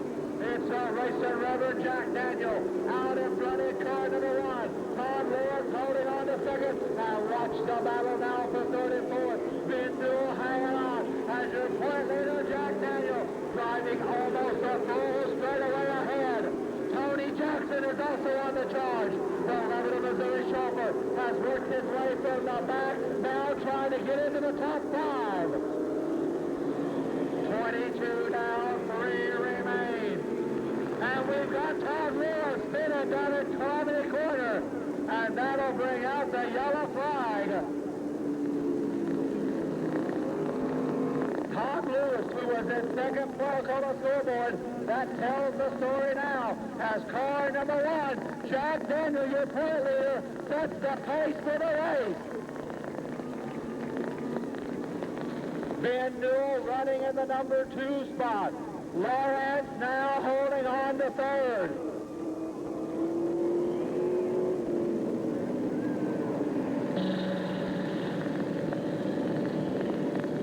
As we'll get Corky Wynn up to the number 4 position. J.C. Newell running in 5th. Lebanon's Tony Jackson. This long green run has put that Napa Auto Parts Lumina up into the number 6 position. It's a 4-lap shootout. And Jack Daniel, the long green runs have been helping the Racing Reverend in, of course, that High Timber Lawn and Care Service number 1 car. The lights will be shutting off. It's a 4-lap trophy dash with Jack Daniel in the Just Say No to Drugs Lumina, holding on to that pace. It was only a 2-point lead. Newell is running in second. In order for Carl to win the championship, he is going to have to win the race here this evening. The Reverend brings them in nice and easy. Through Calamity Corner, the lights are off. Jack gets a running start and Leo says, let's go racing. Jack has been out of victory lane here at the Speedway for several weeks. And now you'll watch that battle for the number 4 position, or 2 position, between Ben Newell and Carl Lawrence. It's the Racing Reverend who lost the title last night with ignition problem sideline in Lebanon. He's only 3 laps away from victory. Newell running in second. Lawrence now holding on to third. Coming down off turn number 4. 23 laps down on that Coca-Cola scoreboard. It's a 3-car freight train going to the front. Jack Daniel holding on to that Westlake Tire number 1 car as it goes to Calamity Corner. The white flag is coming out for the Racing Reverend Jack Daniel with only 1 more lap to go. Can the Reverend hold on? Will the Gremlins fight him again this evening? He rolls by the wrong side as we see Bessel with problems at 24. Looks like the motor's expired, but at the front set, it's Jack Daniel with the victory. Newell running second, Lawrence third, Wynn fourth, and Jackson running 5th.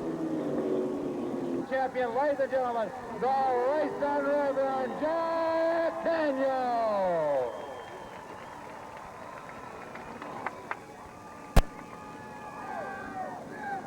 Whew. I hope you know that these finishes for these point titles, I can't take it anymore. I can't either. I told my wife last night, some year it'd be nice not to have to worry about the last night, as we did last night and tonight too. Also, last year over at Bolivar, you in the thick of things and come away with that. First of all, for winning the feature tonight, Ashley Mays and Dave Anderson, they got a beautiful steak dinner ready for you. That's a good place, Steve. We tried the last one. Thank you very much. Very good, Jack. It means a lot, I know, to be able to win a season title. And, of course, we nicknamed you the Racing Reverend. I was doing a little thing of the crowd earlier, and you had a lot of cheers going up when I asked if they wanted to see the Reverend come away with that title. I really appreciate the fans. I know. Thanks.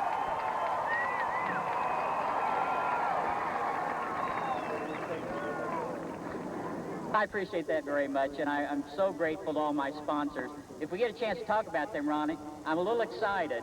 Maybe we ought to walk around the car and make sure we don't miss any of them. Oh, I'm going to let you lead that as Luck Lead Auto Sales. Of course, they've provided two beautiful cars. They're going to bring your crew out here this evening, and boy, that was a good clean and green race. That's the way I know you guys like to run it. Yes, it is. I like clean and green races where you don't bump and bang, and last Saturday night we had a lot of wrecks, as you know, and tonight was just a clean race all the way through. Well, let's talk about the sponsors first of all, because without them helping to write some checks during the winter and putting their advertising on these flying billboards, they'll tell you that their advertising money does a good deal here.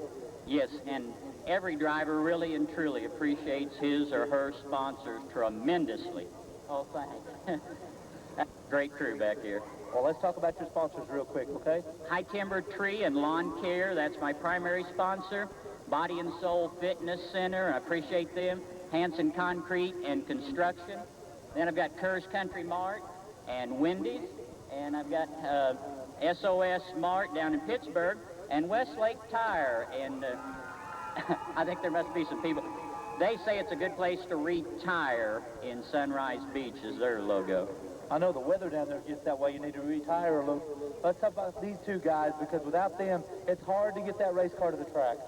Yes, it is, and my crew chief, Jim Walls Jr., works super hard, goes above and beyond, and I couldn't do it without him.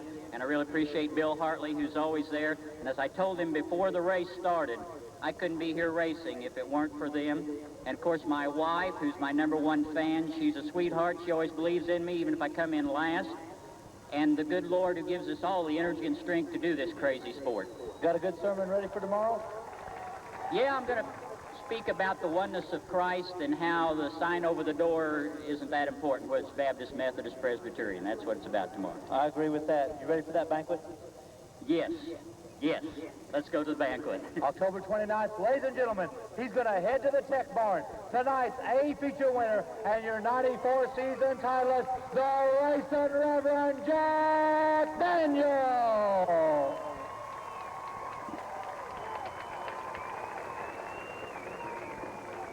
October the 29th, the White Motor Company of the Kearney Street in Springfield, Missouri. Trying to go to Nashville, Tennessee with a couple on the outside looking in. Going into this weekend, Larry Phillips had claimed the Pacific Coast Regional title. Archie Griffin was ranked 9th. Ladies and gentlemen, here comes tonight's starting field for our 30-lap Grand American Late Model Feature.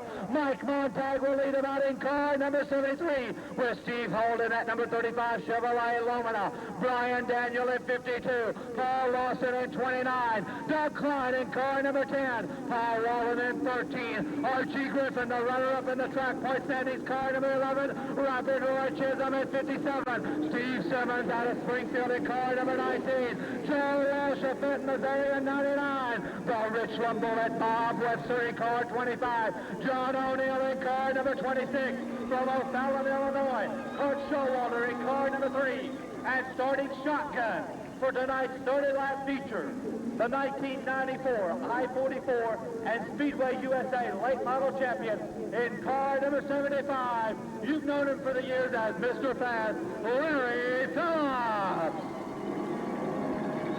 As our Luck Lead Auto Sales pace car will be shutting the lights off of that number 4 Turner, that beautiful Ford Mustang. Ladies and gentlemen, let's get some lighters going. Let tonight's late model feature know you're ready for 30 times around as they'll give a salute back to the crowd. 30 times around this 3/8-mile asphalt oval. The cars and the stars of the Pacific Coast region will get settled in. There's a lot of track position that can be shuffled in this big 30-lapper. Paul Wallen has won 2 this year at Lebanon. Brian Daniel 1. Archie Griffin has won 1 this year. Larry has won I don't know how many.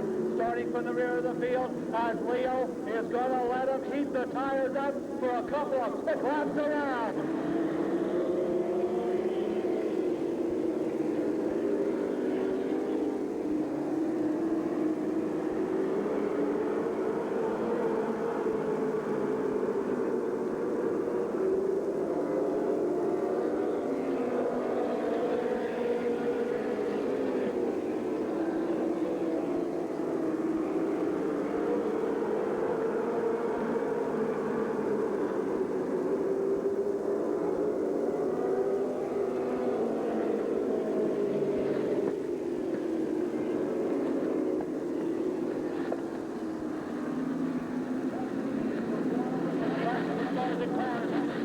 World of Speed. 2 weeks from this weekend, the Arco Stars of Cars and Winston will be up in the Rockford Speedway for the National Short Track.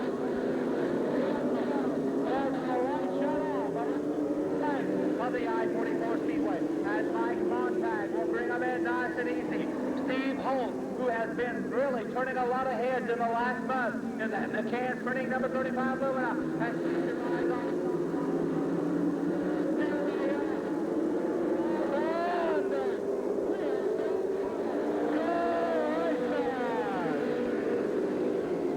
Side by side, they jockey back and forth, and it's going to be Holt, or is it Mike Montag? To 110 miles an hour plus by the wild side. Off of turn number 4. Montag through the low side. While Steve Holt has the high move. Watch Bob Webster and Steve Simmons. Great runs last night over at Bolivar. As Larry trying to work his way through the traffic. Through Calamity Corner now. Steve Holt takes the command. Oh, we got a spin down at turn number 4. John O'Neill's Camaro looped it off that number 4 turn, and that was not the place to try to get it 5 wide, as we do have 1 lap down on that Coca-Cola scoreboard with 29 laps remaining. Steve Holt, your pace setter. Montag is second. Daniel will be running third. As O'Neill fires up that, he'll be getting geared up, and he will rejoin the rear of our field. The place we're all going to head is on the 127 exit, Big Daddy's Restaurant after the races. That's where place where all the racers and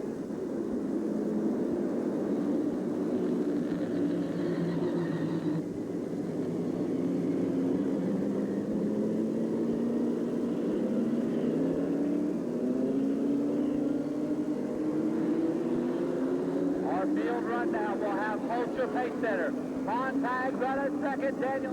Daniel now running third. And what a run for the Pontiac Grand Prix of Doug Klein. While Archie Griffin, who is looking to get at least $500 from the fine people of Winston in that $2,000 track point fund. The lights will be shutting off this time around this 3/8 mile asphalt oval. And Steve Holt, who had jumped out to about a 6-car length lead in that Chevrolet Lumina, will be setting a nice leisurely pace. Montag on his bumper. Daniel now right there in third. Klein fourth. Griffin your top 5. Here they come on the restart, and the green is out. We're back to race action. Larry makes the line to the inside of Joe Walsh, but it's going to be Cole's rocket power against the drain motor. Meanwhile up front, Mike Montag and Steve Holt side by side as Rapid Roy Chisholm and Paul Wilson go running back in the middle for the pack. Holt's your pace setter. Montag right there in that number 2 spot. As you see Simmons and Wilson now side by side for position. Your top 6 are nose to tail. Heading down for lap number 3 now. Steve Holt still looking strong. Montag in the number 2 position. Daniel now running third. Clyde fourth. While awesome Archie is holding on to 5th. The single file has quickly the yellow coming out once more.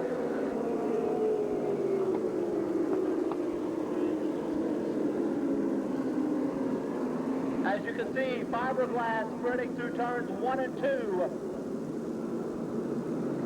And evidently a little bit of contact going out here as they exceed speeds of well over 110 miles an hour down this long front straightaway.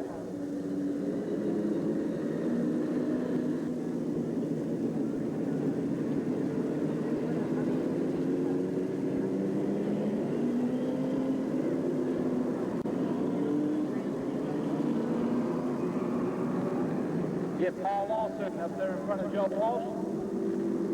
As Ruff Barker, we've named him Richard Putty and A.J. Foote. He'll be getting up there, getting that fiberglass off, and the grand finale of the 1994 season. As it'll come to a close, we do invite you to go down the pit, visit with the drivers in all 5 divisions.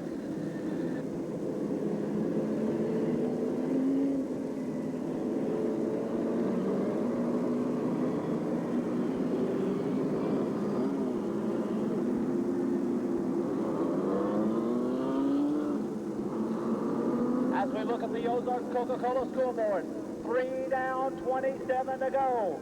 Holt out in front, Montag second, Daniel now third, Klein fourth, Griffin running in the number 5 spot. Warren is 6th, Chisholm running 7th, Simmons running 8th. Phillips now up to 9th, and we'll get Paul Lawson up into that number 10 position.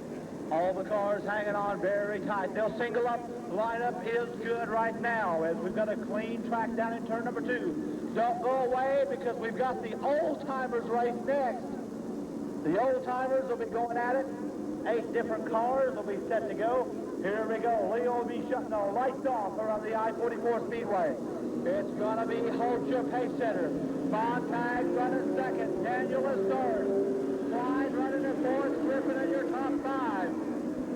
Keep your eyes back there on Rapid Roy Chisholm. He's been coming up quickly in that Ronnie Arbuckle power plant number 57. Holt to bring him in quickly off the forehand. The green is out. We're back to race action.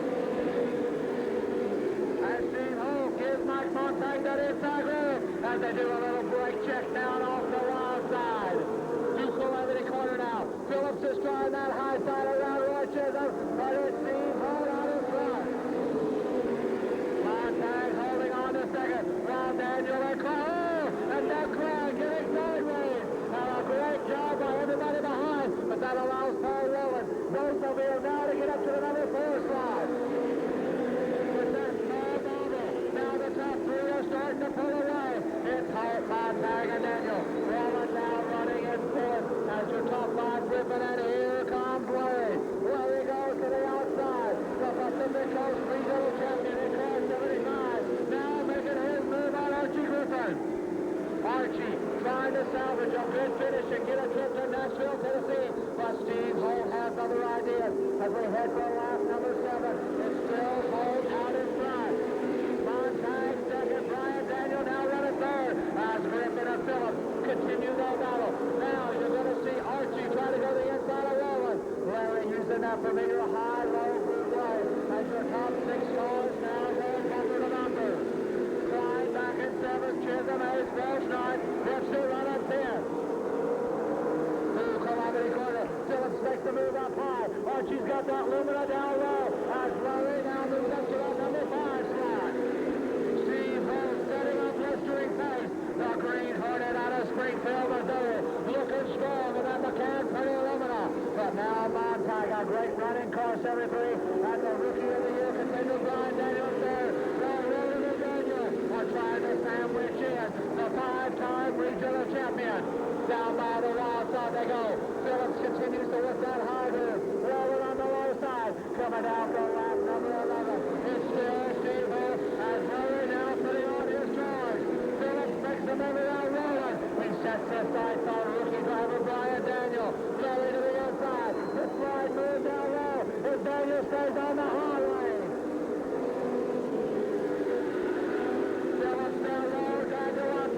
Montag hangs out a second as now. Archie tries to fight his way through traffic. We're getting close to halfway home. And Steve Holt, hoping that it stays clean and green in car 35. As Larry makes the move on Montag. They touch. Stop. Looks like something's broken in the end. As we head down for lap number 14, the green still remains out. And the three-time national champion chances of race tonight going up in a little puff of smoke. Phillips will take the sportsman car back to the pit, and Steve Holt still in control. Daniel still holding on to that number 2 position, as Griffin is now up to 3rd. Rocketing down by the wall side. Mike Montag with problems in car 73. As the yellow flag now comes out.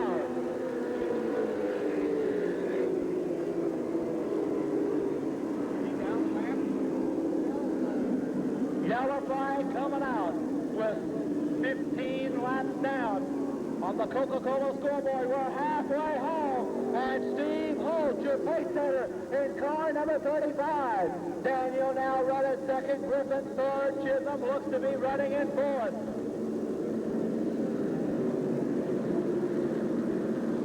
As we'll get a single file coming down the front stretch. up to the number 4 position, and looks like this. Well, Steve Holt, as we said, it's been a couple of 2.5 years since he's tasted victory lane here at the I-44 Speedway, and Brian Daniel looking for his second win of the season, as is Archie Griffin. Roy Chisholm also right back there.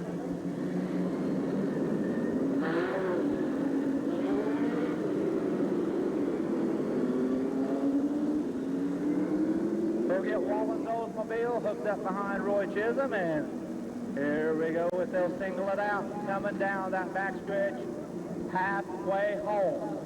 Tonight's Grand American late model feature. Wallen will now tuck into that number 4 spot, and as we said, could we have a new winner in victory lane as Mike Montag now comes back out.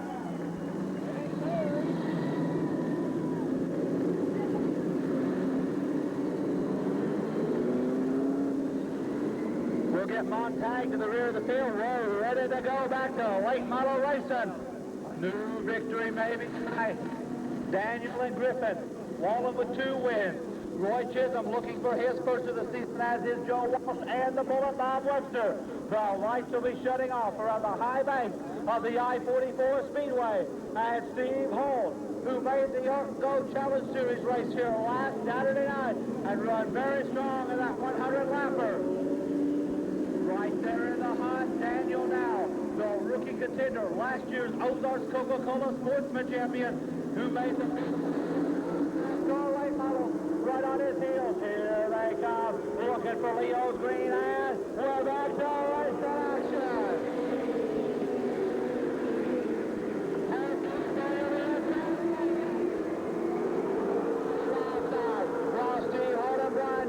Side by side. Griffin and Wallen now looking for running, but Steve Holt still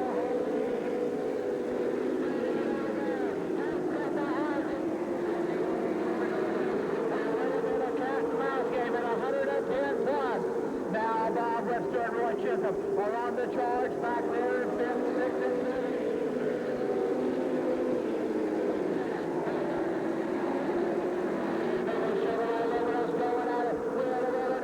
Corner. Brian Daniel now in that low groove. Holt's on the high groove as they rocket down the front.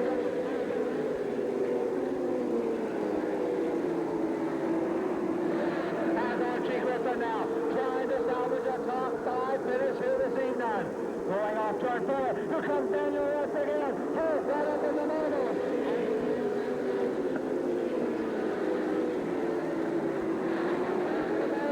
Starts to make his charge.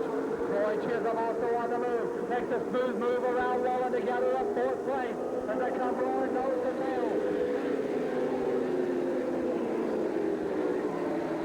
Looks to the inside. Daniel shuts the door.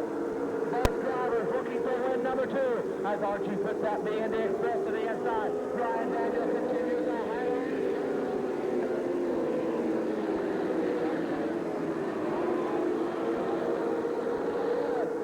Calamity corner. Archie goes low. Brian up high. They're side by side with...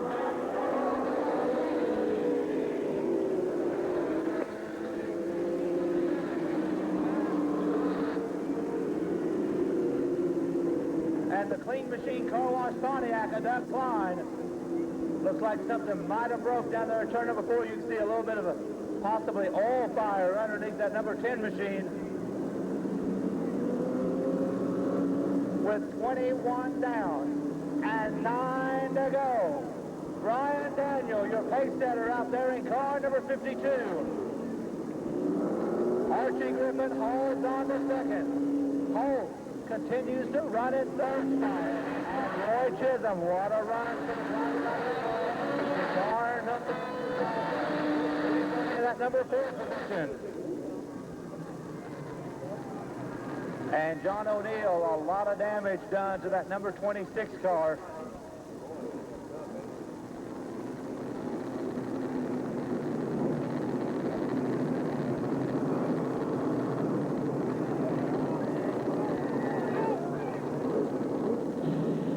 You can see the damage done to O'Neill's car as he heads down that front stretch.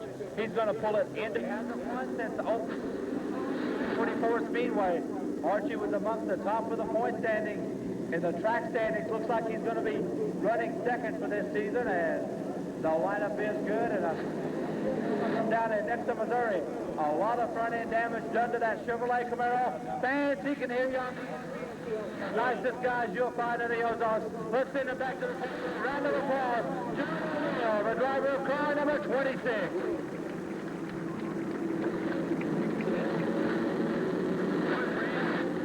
Not only a flat tire, but looks like he got a little bit of the front suspension. John will be getting to that 1995 season, and him and the crew will get ready to put that Chevrolet Camaro back on the trailer.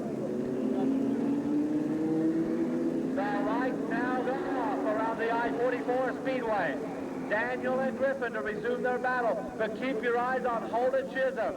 Those right rear tires, also important. And right now, Steve Holt was able to cool him down, but Daniel gets a great jump. Here they come, and the green is out. We're back to a race in action.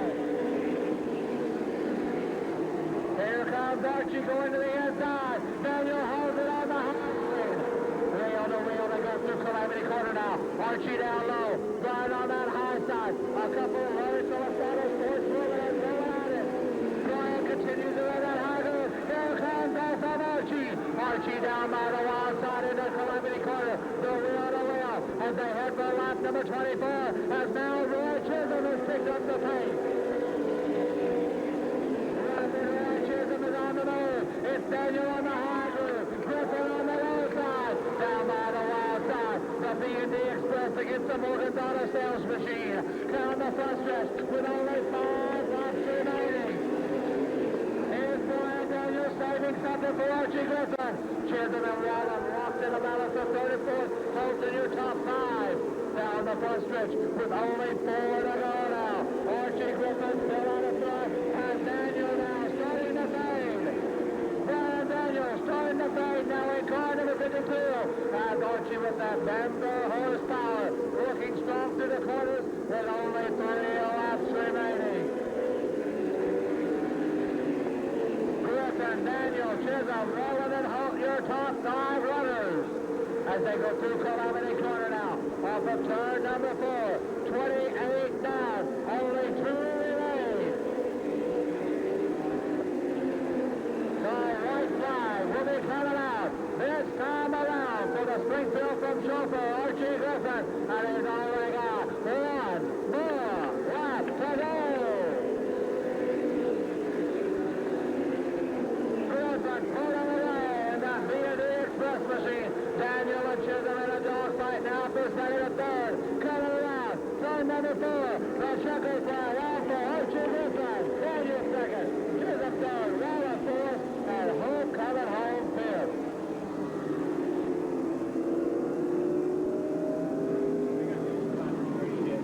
Archie Griffin.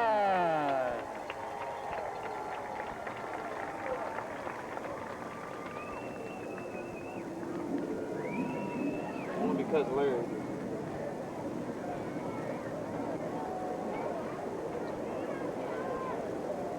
Takes just a minute for these guys to get loose out here, and here we go, fans. Second in the track point standings, and well, it's been a while since you've been down here with us. What, first of the season? Yeah, I've been trying to get up here. It's a little tough sometimes. Great race you and Brian Daniel had out there, and of course Larry involved in a little deal back there going by the wild side, but always talked about earlier this evening, it seems like on the season championship night, Larry always seems to have some problems, and everyone else seems to pick up the pace a little bit more. He's stout about all the time. I want a special thanks to B&D and the Hardys and Auto Air and Stereo and David Bamber Racing Engine, and right here is the guys that make this possible. That's, of course, the crew and those sponsors you talked about, and second in the track point standings, and all you can do right now is see how the region's going to be able to. Well, I'm just going to hang in there and see what's happening. This is Mark Limmer and his son, Brandon. Ladies and gentlemen, second in the track point standings. He's getting ready for the banquet in October. Let's hear for tonight's late model feature winner, car number 11, Archie.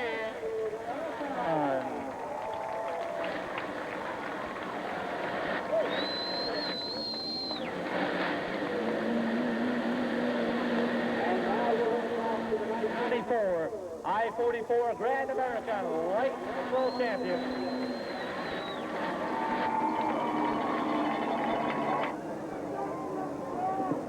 If anyone has found a set of frames, could you bring them to the tower, please? Anyone that has a set of frames, please bring them to the tower. Well, as he climbs out of the car, and not the way he wanted to end the 94 season here at the Speedway, your 94 I-44 late model champion, the Pacific Coast Regional Champion, car 75, Larry Phillips. Got a little wild on the wild side back there, didn't it? Well, I'm going to go back to Duke Southard's driving course for a refresher course there. I kind of made a mistake there tonight, but I'm certainly happy for Archie. He's had a hard year.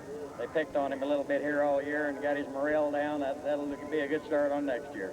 Now let's talk about, got two banquets. You're going to get a lot to eat there for almost nothing. Got the art banquet coming up October the 29th, and then the next weekend you got to head down to Nashville.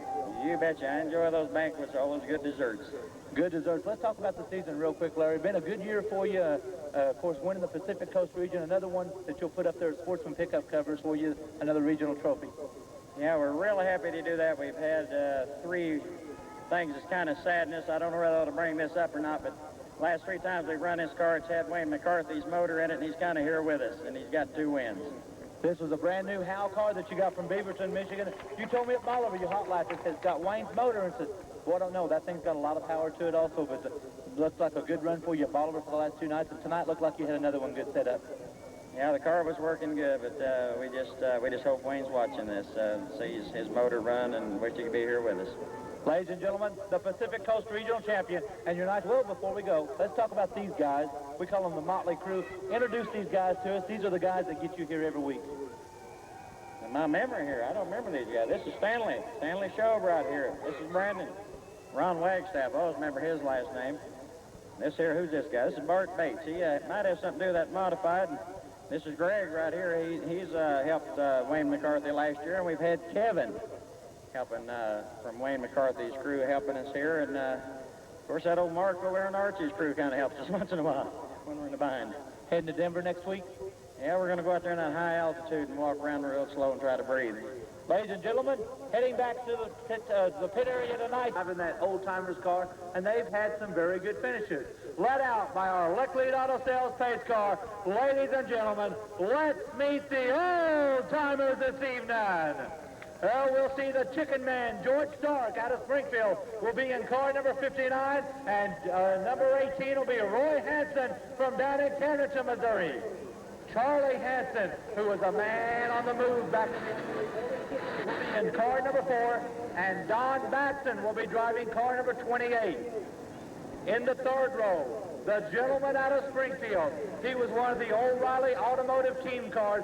Driving 00 is Johnny Freebie. Tonight, driving the old one machine. He is now living down in Stockton, Missouri. He was known as the Dodger on the dirt track drivers. Ladies and gentlemen, Roger the Dodger Chisholm. And starting at the rear, in car number 1, he had this familiar People Buick.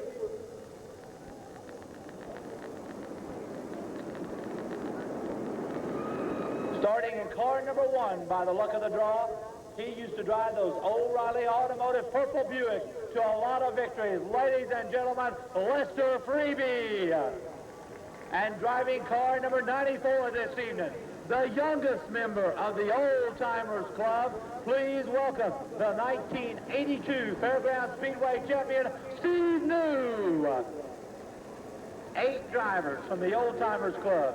Roy Hanson in 18, George Stark in 59, Don 60s in number 28, and Charlie Hanson in car 4.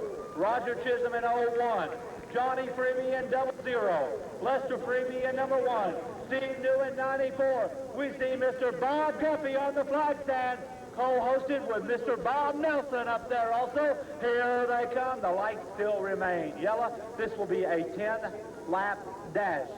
And Roy Hanson, we used to call him the racing auctioneer from out of Canada, Missouri, used to pilot that number 24 car for many, many years. And in fact, was running with our bomb squad division this year until he crashed it hard. Looks like Mr. Bob Guffey on the flag stand will tell the old-timers to pick up the pace just a little bit. And you can see the Chicken Man, former flagman in the Ozarks area, George Stark in that number 59 car. As we said, 02, Don Batson in 28, and Charlie Hansen. In fact, a little story about Charlie Hansen. He used to race to pay his college tuition. So Charlie Hansen will be in car number 4. The third row, Roger Chisholm, former Bolivar Speedway champion in that 01 this evening, and Johnny Freeby, the gentleman out of Springfield, in car 00. Lester Freeby, who used to drive those O'Reilly Automotive Buicks, to a many feature win at driving car number 1, and to his outside, as we said, in 1982, he was the Fairground Speedway asphalt champion on the half-mile oval. That, of course, is Steve New. Bob Guffey on the flag stand will now tell the old-timers to get back up into their starting grid spot. This will be a 10-lap dash, 10 times around for the old-timers. After this one, real quickly, we'll talk to who's the better of the old-timers here this evening. They'll get up into their starting grid spot. We've got the bomb squad still yet to go. The lights are off, but we'll get everybody up here. And let's see, Roy Hansen at 18. The Chicken Man, George Stark, to his outside. The second row, Don Batson and Charlie Hansen. The third row, Roger Chisholm and Johnny Freeby. Lester Freeby starting at the rear along with Steve New. The lights go off around the high banks of the I-44 Speedway. The old-timers, drivers that had many a smile on many a fan's faces in the old Bolivar and Springfield days. Here we go. It'll be Roy Hansen, the man we used to call the racing auctioneer from Camden to Missouri. He's done everything from announce to promote racetracks along with racing. And Mr. Guffey says, old-timers, let's go racing! And side by side, it's George Stark, the Chicken Man, to take the early control. But here comes Charlie Hansen in car number 4, and the gentleman, Johnny Freeby. Johnny Freeby working his way down into Calamity Corner. But it's the Chicken Man, George Stark, to set the pace. And here comes Charlie Hansen.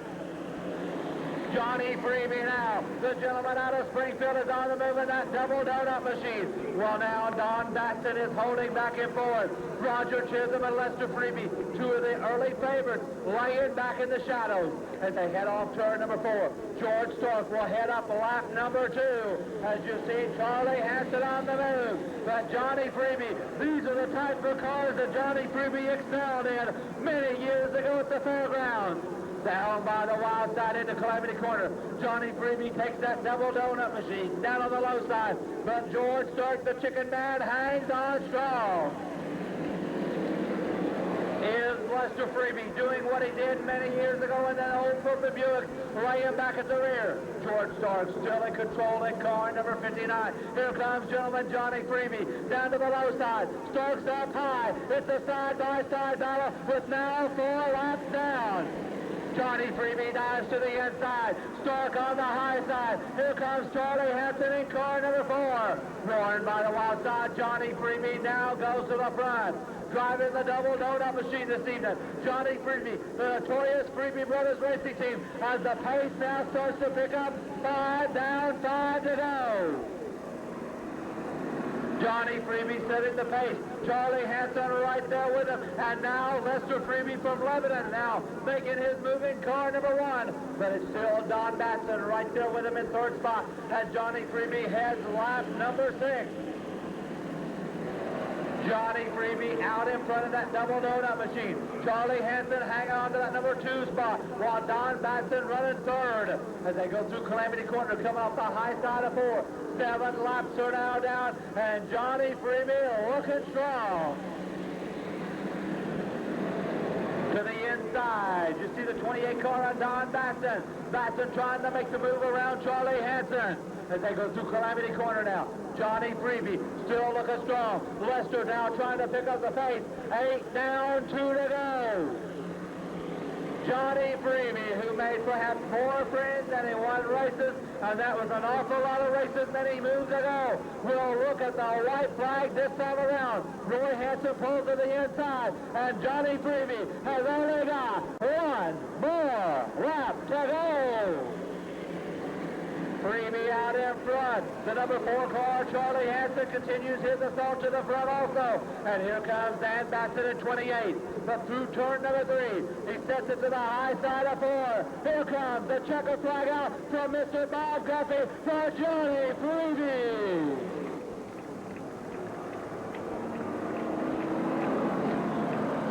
Bob Guffey, let's hear it for the gentleman out of Springfield, Missouri.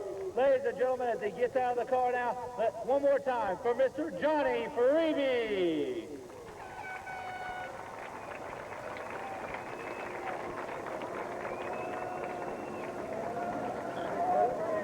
Kind of a little bit of reunion, and Johnny will take off that helmet. A little bit different type of helmet than what they used to run in the old days, isn't it? They've changed everything quite a lot since the old times. We'll have a lot of fun with that old-timers car this year. We've had a real good time. We didn't know what we were doing the biggest part of the time, but we've had a lot of fun. Now I've got to attend a couple of those stock car reunions. Those are a lot of fun, and see a lot of familiar faces or people that people have read about for many years. And Bob Guffey, I read his name in some of Lester's scrapbooks that they had. But you guys had a lot of fun with that. Let's talk about the stock car reunion real quick. Okay, they're having the reunion in January. I don't know just what day it is in January, but they've really worked hard at it, and I think we'll have a real good turnout this year. I've heard rumors through the grapevine that we might try to get a little Hall of Fame or some type of museum going right down here in the Speedway somewhere. Right, they're working on that real hard right now, and it's a Wall of Fame or they're for old drivers, new drivers, and for everything. That'll be really interesting and be real nice. We talk about Charlotte being the best stock car racing. It happens here in Southwest Missouri, doesn't it, Johnny? That's right. Ladies and gentlemen, he was the best of the class of the field tonight, driving the double donut machine. You know him as the gentleman out of Springfield. One more time for Mr. Johnny Freebie.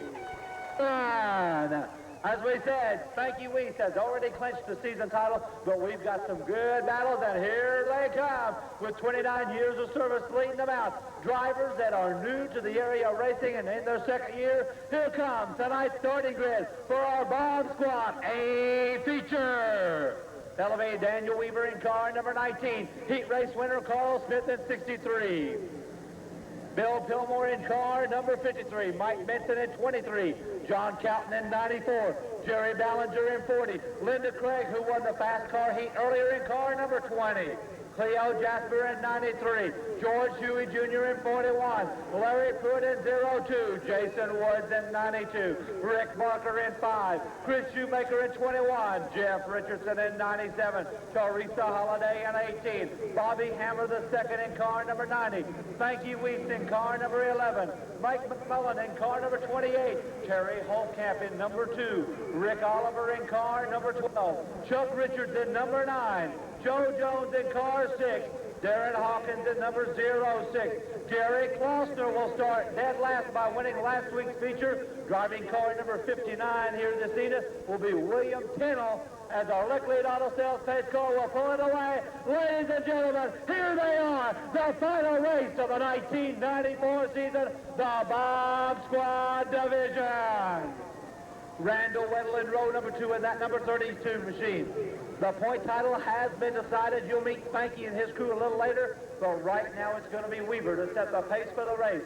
Carl Smith flanks him on that outside. Hang on to your ice cold Coke, because after the races, we're going to be opening the pit gates up. We do invite you to go down the pit. Look at this field of the Bombers, all the way from Calamity Corner to turn number 2. Weaver to bring them in nice and easy. Will we get it clean and green? Here they come. Leo looks it over, and no.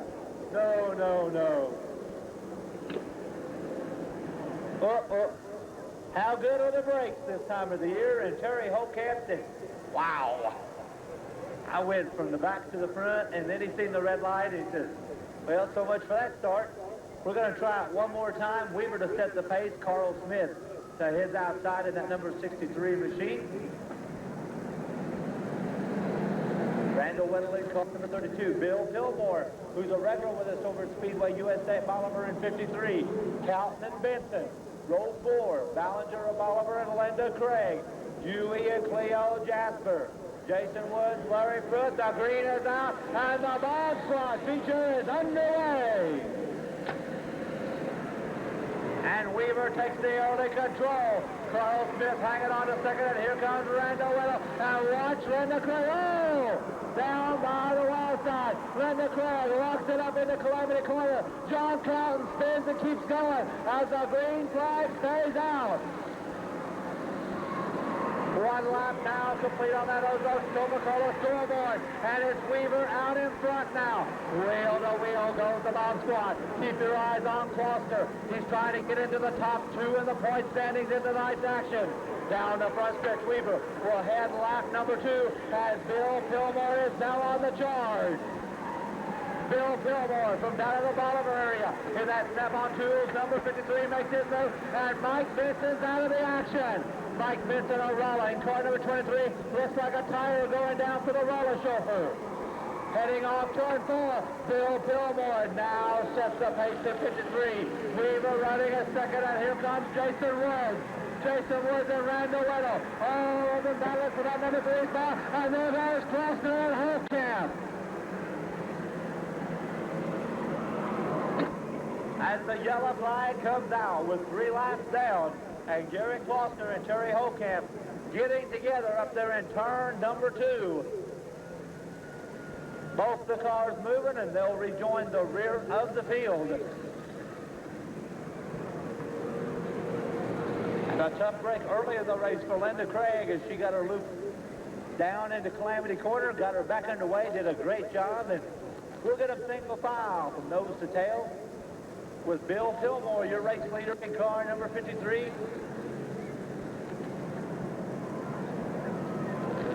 Three down. 3 down, 12 to go. Pillmore, your pace setter. Weaver looks to be second. Whittle holding on to third. Hammer now running up in fourth.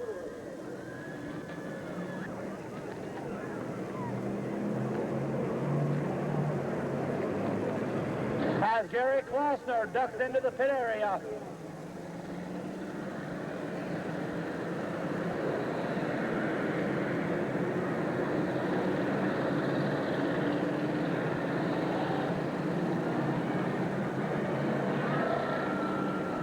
As you see him nose to tail all the way through, with Pillmore looking very, very strong out here in the early parts of this bomb squad feature. Of course, a winner about 3 times over at Speedway USA at Bolivar.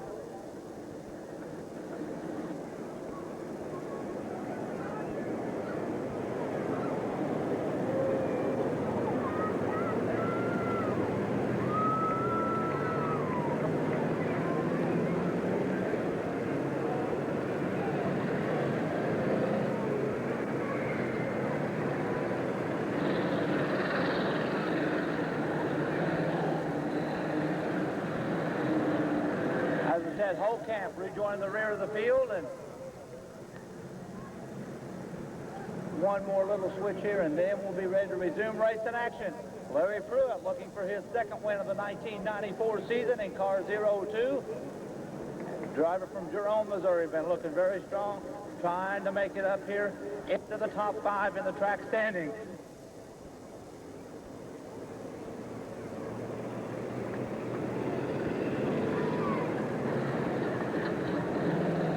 Spanky Weiss, your point leader, with only 1 feature win in the 1994 season. And even though we've had a variety of winners, Spanky will be getting set in. David Stout, report to the tower, please. David Stout to the tower. Lights are off. 3 down, 12 to go. Here they come, and no start.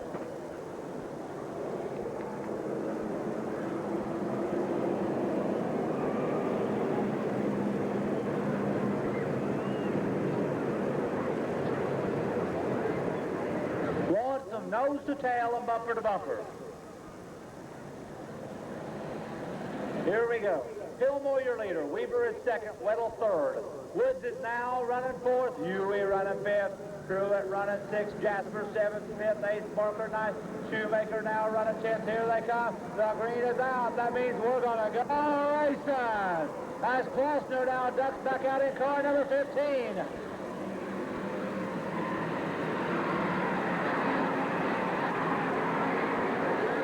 Not running in that position.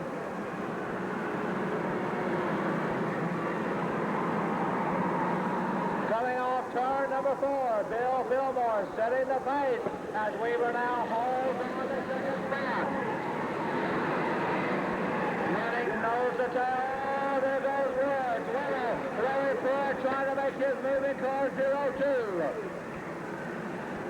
But it's all Bill Fillmore in car number 53 as Larry Pruitt and Weaver now continue their race hard for that number 2 spot. Pruitt will be your second place car as Fillmore continues to set up blistering pace in that Snap-on Tools machine. Pruitt now by himself in that number 2 position. Woods now running third. Huey running fourth. Barker now running up in fifth.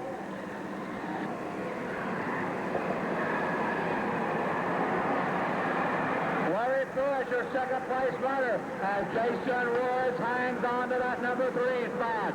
Coming off turn number 5. We approach the halfway point now, and it's all Bill Fillmore out in front. Pruitt hanging on to second. Woods now running third. Huey holds on to fourth. Barker fifth. Jasper running sixth. Shoemaker seventh. High Groove up to eighth. Coming off turn 4. Bill Fillmore still looking strong in car number 53.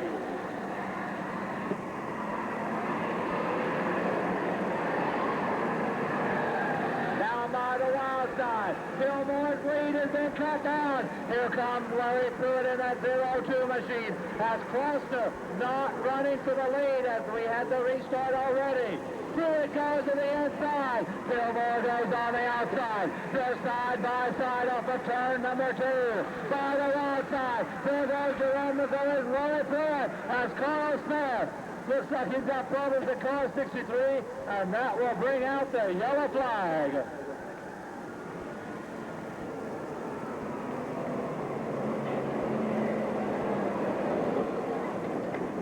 Now, Gary Klossner was not out there for that restart. He did save himself. He was not running for position, and Weaver's got problems. As we go back to the last completed, 9 down on the Coca-Cola scoreboard, and I believe it'll either be Pruitt or Fillmore.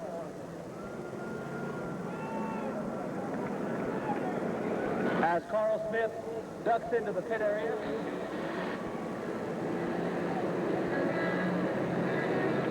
We'll get our confirmation here from up top and see how the lineup will shake out. Fillmore is your leader now, it looks like on the Coca-Cola scoreboard.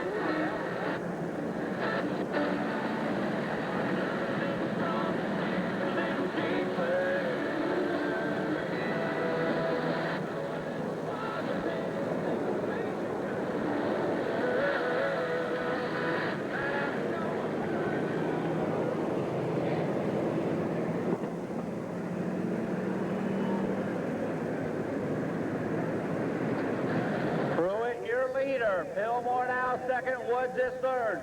Huey running fourth, Barker up to fifth. Theo Jasper now sixth, Shoemaker seventh. Richardson eighth.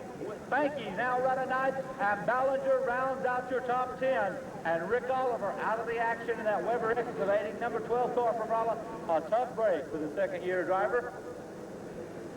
Klossner will be on the lead lap, but he will have to rejoin the rear of the field as he come out the minute that the green dropped.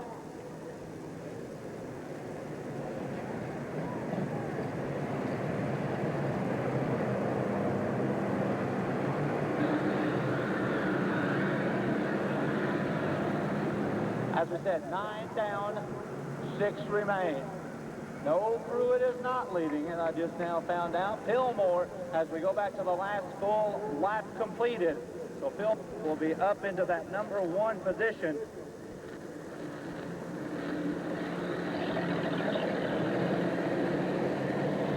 Jason Woods hoping that the exhaust system holds together in car 92 as the lights now go out around the high banks of the I-44 Speedway. Keep your eyes back there on Jeff Richardson. We call him High Groove, the Speedway USA champion in the Bomb Squad division. Here we go. Gilmore brings them in. Pruitt on his bumper, and Leo says, let's go back to race action. As our Bomb Squad starting grid ascend down, watch Jason Woods out of Phillipsburg. Jason is on the move in car number 92, and here comes Rick Barker. Meanwhile, George Hewitt Jr. looking for running room on the low side of Calamity Corner. Out for turn number 4. Gilmore, your pace setter, but Woods now going to the high side. Now Larry Pruitt dives to the inside. The battle for first, second, and third, and here comes Barker up in fourth. Down the backstretch. Pruitt down low. Gilmore up high as Jasper and Huey go at it for the number 5 spot. Gilmore gets up in the middle, and here comes Larry Pruitt. 11 down, 4 remain. Pruitt, your pace setter. Fillmore running second. And here comes Rogersville, Missouri chauffeur Rick Barker.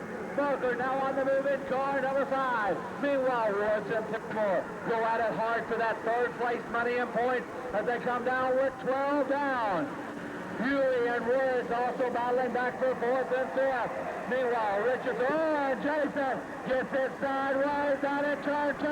Everybody does a great job as he's clear on the racing surface and rolling.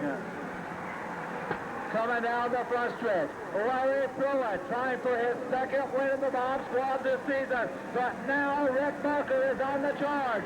The former Lebanon, Missouri chauffeur is glued to his bumper as they take it into Calamity Corner. The white flag is coming out for Pruitt and Barker for the final time. We've only got one more lap to go.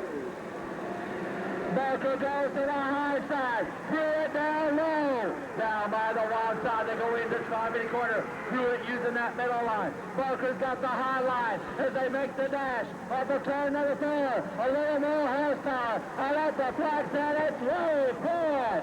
Barker second. Gilmore third. Huey fourth. Jasper fifth. Richardson fifth. Spanky seventh. Shoemaker eighth. McMullen ninth. And Craig rounds out our top 10. Car 02, let's hear it for Larry Pruitt.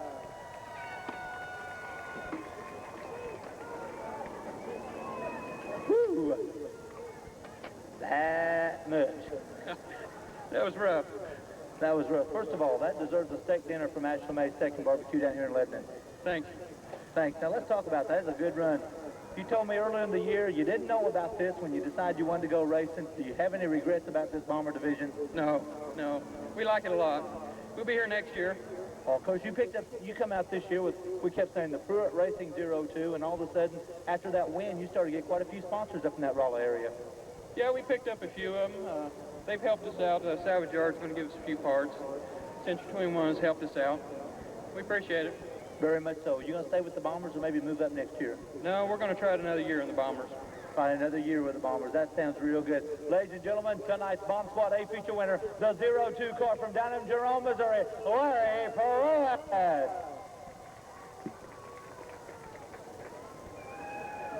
Well, I finally get to talk to the 94 track champion. He only won one feature this year, and we were pushed for time, and he had to run double features that night. Ladies and gentlemen, out of Newburgh, Missouri, and I'm not going to tell you his real first name, because all we know him as Spanky Weiss. Ooh, a little rough out there this year, wasn't it? Oh, real rough. Real rough, and we talked about the difference last year. We had an entire car claim. This year it was strictly a motor claim, and that really made everybody smile a little bit more. Unfortunately, you were the only one that got claimed this year so far. Yeah, it's just the way it goes. The way it goes. Now, Spanky, you know the rules. You win this year in the Bomber, that means next year you got to move up a class. You already got plans for next year? Yeah, we already got a car, and we're just looking for a few sponsors. We're ready to go. Ready to go. Now, these are the people that make it all possible. We wanted to bring all the pit crews out here. Why don't you introduce your motley crew, as we kind of nickname them a little bit, because they're the ones that turn the wrenches for you. Well, the big one here is John. He's my father-in-law. And the little girl over there, she's my wife.